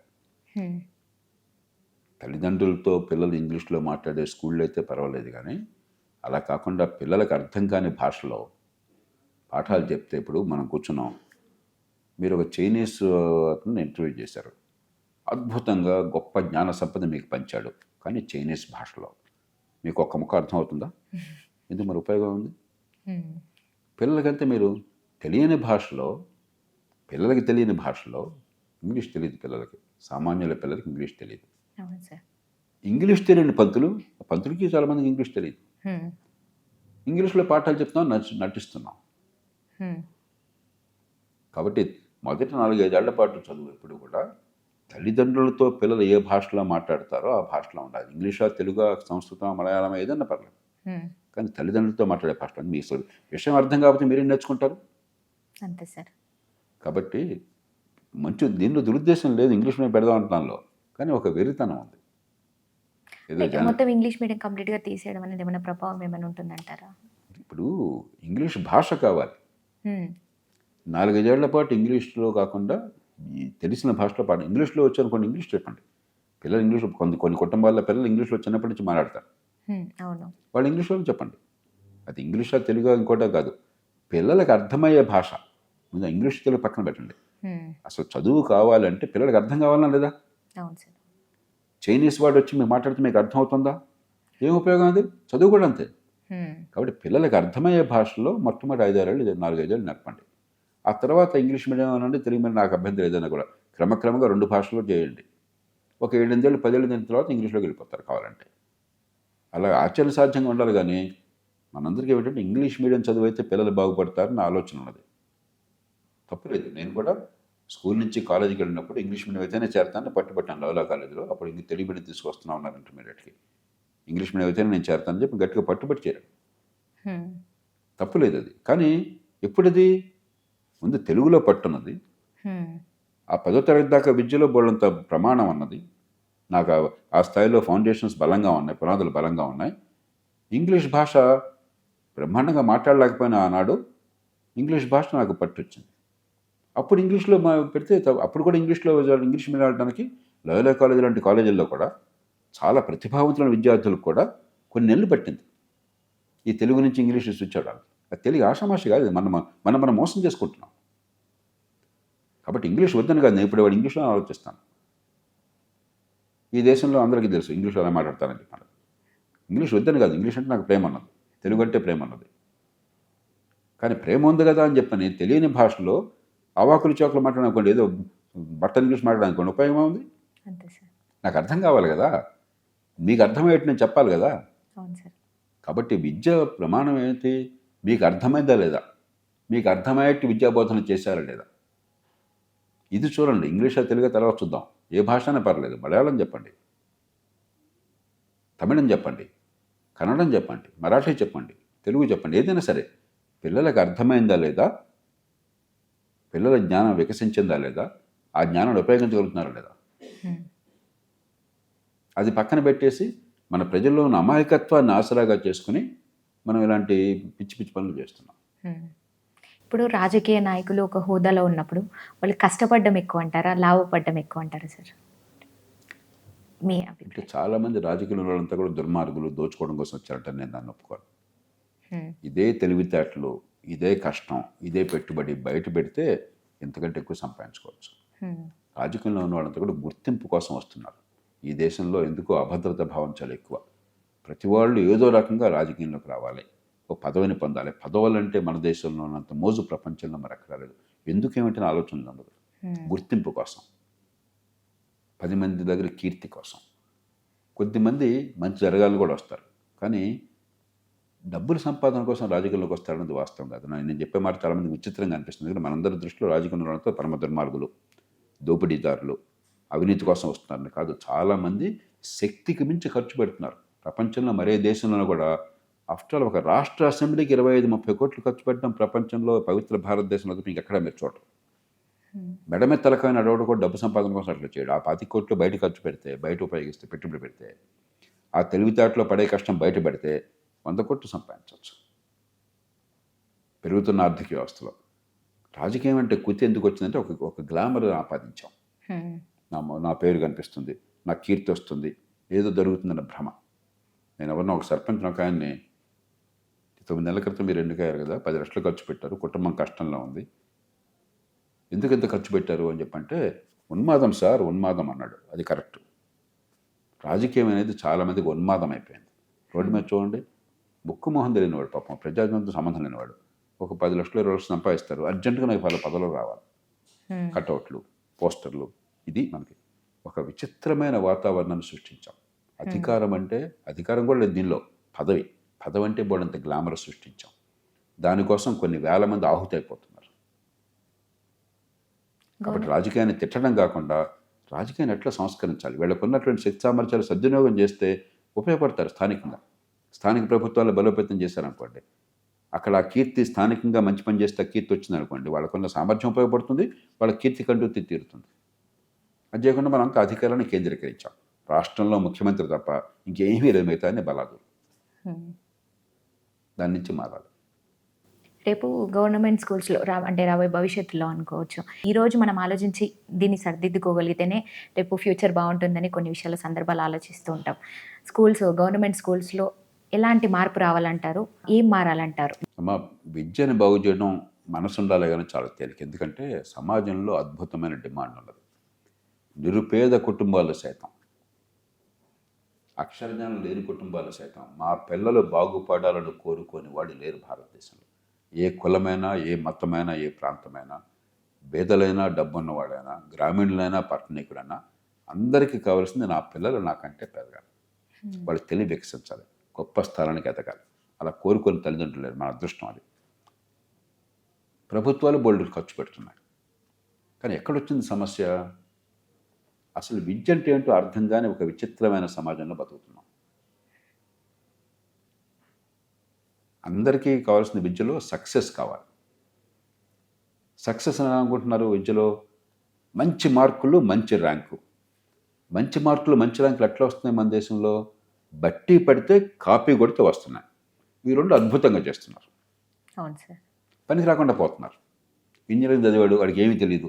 10th క్లాస్ పాస్ అయినాడు, వాడు నేషనల్ అచీవ్మెంట్ సర్వేలో వాడికి పాస్ అయినా కూడా వాడికి ఏం తెలియదు. ఎందుకు అంతుంది? మరి ఎలా పాస్ అయ్యాడు? మీరు చెత్త పరీక్ష పెట్టాడు కాబట్టి. బట్టి పెట్టో కాపీ కొట్టో పరీక్షల్లో నెగ్గే అవకాశం ఇచ్చారు కాబట్టి, కాపీ కొట్టే అవకాశం ఇచ్చారు కాబట్టి, మూర్ఖ పరీక్ష పెట్టారు కాబట్టి సర్టిఫికేట్ చూస్తున్నాడు. డిగ్రీ పరిజ్ఞానం ఏమి ఉండదు. యూనివర్సిటీ కాలేజీలో మీరు యూనివర్సిటీ డిగ్రీ చేశారు, నిజాయితీగా మాట్లాడుకుందాం. ఫస్ట్ క్లాస్ రావాలంటే లాస్ట్ 3 years క్వశ్చన్ పేపర్లో బట్టి పెడితే సరిపోతుంది కదా? నిజమా కదా చెప్పండి. ఇంకేమి ఇచ్చేది? విద్య మనసులోకి ఎక్కకపోతే, దాన్ని ఉపయోగించే శక్తి మీకు రాకపోతే, దానివల్ల సమాజానికి కావాల్సిన అవసరాన్ని తీర్చే శక్తి మీకు రాకపోతే ఏం విద్యది? మనం మోసం చేసుకుంటున్నాం. కాబట్టి మొట్టమొదటి చేయాల్సింది పరీక్షల పద్ధతిని సమూలంగా మార్చండి, డిటెన్షన్లు పెట్టండి. అంటే అలాగనే తప్పించేసి అందరినీ మళ్ళీ చేయించమని కాదు, ఒక ప్రమాణం. ఇది నేర్చుకుంటే, ఈ స్థాయిలో కనుక నా మేధస్సు వికసిస్తే నేను నెక్స్ట్ స్థాయికి వెళ్తాను. ఆ పరీక్ష బట్టి పట్టేదో కాపీ కొట్టేదో కాకుండా, అసలు దానిలో బట్టి అవసరం లేకుండా చేయండి. జ్ఞాపకశక్తి కాకుండా విషయం అర్థమైందా లేదా, అర్థమైందా దాన్ని ఉపయోగించగలుగుతున్నారా లేదా, ఇది విద్యకు ప్రమాణం. విషయం అర్థం కావాలి, దాన్ని ఉపయోగించగలగాలి. అలాంటి పరీక్షలు పెట్టండి. రెండోది, ఈవేళ 14 మంది 15 మంది పిల్లలకు ఒక టీచర్ ఉన్నారు. కానీ ఎంత అసహ్యంగా ఉన్నది. ఇంత వేల కోట్లు ఖర్చు పెడుతున్నా కూడా కొన్ని స్కూళ్ళల్లో పిల్లల కంటే టీచర్లు ఎక్కువ ఉన్న స్కూళ్ళు ఉన్నాయి విచిత్రంగా. కొన్ని స్కూళ్ళల్లో 100 మంది పిల్లలు ఉన్న టీచర్ తక్కువ ఉన్న స్కూళ్ళల్లో. కాబట్టి కన్సాలిడేషన్ చేయండి. కనీసం ఒక ప్రైమరీ స్కూల్ అంటే 50-60 మంది 100 మంది పిల్లలు ఉండే 5 క్లాస్ రూమ్స్ ఉండే 5 టీచర్లు ఉంటే ఆ స్కూల్ రాణిస్తుంది. కావాలంటే పేద పిల్లలకి గ్రామం నుంచి ఆ ఊరికి వెళ్ళడానికి మనం బస్సు సబ్సిడీ ఇద్దాం. ఎలాగో ఫ్రీ బస్సు అందరికీ ఇచ్చినారు మీరు. బస్సులో వెళ్ళక ప్రయాణానికి ఫ్రీగా ఇద్దాం మనం. కానీ కన్సాలిడేషన్ చేయండి. అప్పుడేమవుతుంది, ఒక వాతావరణం ఉంటుంది. 5-6 టీచర్లు, ఒక స్కూలు, 50-60 మంది 100 మంది పిల్లలు, తక్కువ పిల్లలు. హై స్కూల్ అయితే 200-300 మంది పిల్లలు. ఒక విద్య అనే వాతావరణం ఉంటుంది. విసిరేసినట్టుగా 10 మంది 20 మంది 5 మంది 5 పిల్లలతో స్కూల్ పెట్టి స్కూల్ అంటే మనం మోసం చేసుకుంటున్నాం. ఇక్కడ పత్రికలో మనం వచ్చింది, ఒకే ఒక్క బిడ్డ అట అక్కడ స్కూల్ ఎన్రోల్ అయింది, ఒక టీచర్ ఉందట అక్కడ, అది స్కూల్ అట, ఒకే బిడ్డ అట. ఆ పత్రికలు గొప్పగా రాశారు, టీచర్ ఏదో పట్టించుకుని ఆ ఒక్క బిడ్డకి పాఠాలు చెప్తుందని. ఆ టీచర్ పాపం బాధ్యత చేస్తాను, సంతోషమే ఒక్క బిడ్డకి. కానీ ఆ టీచర్ మీద ఖర్చు ఒక 8 లక్షలు 10 లక్షలు అవుతుంది సంవత్సరానికి. ఆ బిడ్డకి ఆ 10 లక్షల రూపాయలు చదువు అవుతుందా, విద్య అందుతుందా? మన ప్రభుత్వ వనరులని, మన పన్నుల డబ్బుని సద్వినియోగం చేస్తున్నాం మనం. అది మూర్ఖమైన సమాజాలు ఆ పని చేస్తాయి. నేను పరుషమైన పదాలు వాడుతున్నాను. మూర్ఖమైన సమాజాలు ఆ పని చేస్తాయి. మన డబ్బు సద్వినియోగం కావాలి. మన డబ్బు వల్ల అత్యుత్తమ ఫలితాలు అందరి పిల్లలకి అందాలి. కాబట్టి స్కూళ్ళని కన్సాలిడేట్ చేయండి, రేషనలైజ్ చేయండి. మూడోది జవాబుదారీతనం తీసుకోండి. మంచి స్కూళ్ళు, పెద్ద స్థాయిలో పెద్ద స్కూళ్ళు ఏర్పాటు చేసి ఆ స్కూళ్ళల్లో కేవలం తల్లిదండ్రులు కూడా చాలు, తల్లిదండ్రులతో పాటు ఆ స్కూల్ పూర్వ విద్యార్థులకు ఆ స్కూల్ బాగుపడాలని కోరుకుంటుంది. మీరు చదువుకున్న స్కూల్ బాగుండాలని మీకు కోరుకుంటుంది, ఎక్కడున్నా సరే. అది సహజమైనటువంటిది. అలాగే స్కూల్లో మంచి టీచర్లు పేరు పొందిన వాళ్ళు ఉంటారు, రిటైర్ అయిన వాళ్ళు, అలాంటి వాళ్ళు కూడా దానిలో భాగస్వాములు చేయండి. వారందరికీ కూడా బాధ్యత పెట్టి ఈ స్కూల్ బాగుపడే బాధ్యత మీరు చూసుకోండి అని చెప్పానండి. ఈ 3 చేయండి. ఈ 3 ప్రభుత్వం చేతుల్లో ఉన్నాయి. ఒక్క రూపాయి అదనంగా ఖర్చు పెట్టక్కర్లా, ఒక్క పైసా ఖర్చు పెట్టక్కర్లా, సద్వినియోగించాలి. ఇన్స్పెక్షన్లు పెట్టండి. పూర్వం ఇన్స్పెక్షన్లు ఉండేవి. ఇంతమంది టీచర్లు అదనంగా కూడా ఉన్నప్పుడు వీళ్ళల్లో 100కి 3-4 వేరు చేసి మంచి వాళ్ళని ఎంపిక చేసి మీ పని స్కూళ్ళకి వెళ్ళి బాగా జరుగుతుందో చూడడం, బాగా జరిగితే వెన్ను తట్టడం, లోపాలంటే సవరించి ఏర్పాటు చేయడం, నిరంతరం ఇన్స్పెక్షన్లు పెట్టండి. ఈ 4 చేయండి. పరీక్షల పద్ధతిని మార్చడము, స్కూళ్ళని కన్సాలిడేట్ చేయటము, రేషనలైజ్ చేయటము, జవాబుదారీతనం కోసం చెప్పిన పూర్వ విద్యార్థుల్ని, రిటైర్డ్ టీచర్లని వగేరాని అక్కడ వారిని ఉపయోగించుకోవటము, ఇన్స్పెక్షన్లు పెట్టడం. ఈ 4 ఒక్క రూపాయి ఖర్చు లేకుండా, చట్టంలో ఒక్క మాట మార్చకుండా ఇప్పుడు చేసేయచ్చు. మనసు ఉండాలి, బుద్ధి ఉండాలి, మార్గం ఉంటుంది ఖచ్చితంగా. మీరు చూడండి, 5 ఏళ్లలో విద్య పరుగులు పెడుతుంది. ఎందుకంటే ప్రతి కుటుంబానికి నా పిల్లలు బాగుపడాలన్న కోరికే విద్య బాగుపడడానికి ప్రధానమైనటువంటి ఆలంబన. ప్రభుత్వాలు నాశనం చేస్తున్నాయి బాగు చేసే బదులు. ప్రైవేట్ స్కూళ్ళను కూడా నాశనం చేస్తున్నాయి. ఎందుకంటే పరీక్షలు ప్రైవేట్ స్కూళ్ళను కూడా వీళ్ళే పెట్టారు. ప్రైవేట్ స్కూల్ మీద ఇన్స్పెక్షన్ లేదు. ప్రైవేట్ స్కూల్ నిర్వహణ వాళ్ళు చేయొచ్చు, కానీ ఇక్కడ విద్య బాగు చేసే బాధ్యత మీ చేతుల్లో ఉంది. మర్చిపోయినాం మనం. లంచాలు పుచ్చుకోవడం తప్ప, పర్మిషన్ల కోసం చెప్పని, లేదా ఫీజులు పెంచడం కోసం లంచాలు పుచ్చుకోవడం తప్ప, నేను బహిరంగ చెప్తాను, ఈ స్కూళ్ళల్లో విద్య బాగుపడాలన్న కోరిక చచ్చిన లేదు, అసలు ఆసక్తి లేదు. గవర్నమెంట్ స్కూల్లో మీరు నాశనం చేస్తుంటే ప్రైవేట్ స్కూల్ మీరు ఎక్కడ బాగు చేస్తారు? చేయాలని మనసు ఉంటే బోల్డంత వేగంగా చేయొచ్చు. ఆ మనసు లేకపోతే అది రాక్షసత్వం అవుతుంది, పరిపాలన కాదు. అలాంటి వాళ్ళు పరిపాలనకు అర్హత లేదు, వాళ్ళకి రాజకీయానికి అర్హత లేదు, అధికారంలో కూర్చోడానికి అర్హత లేదు. Right sir, thank you sir, thank you so much.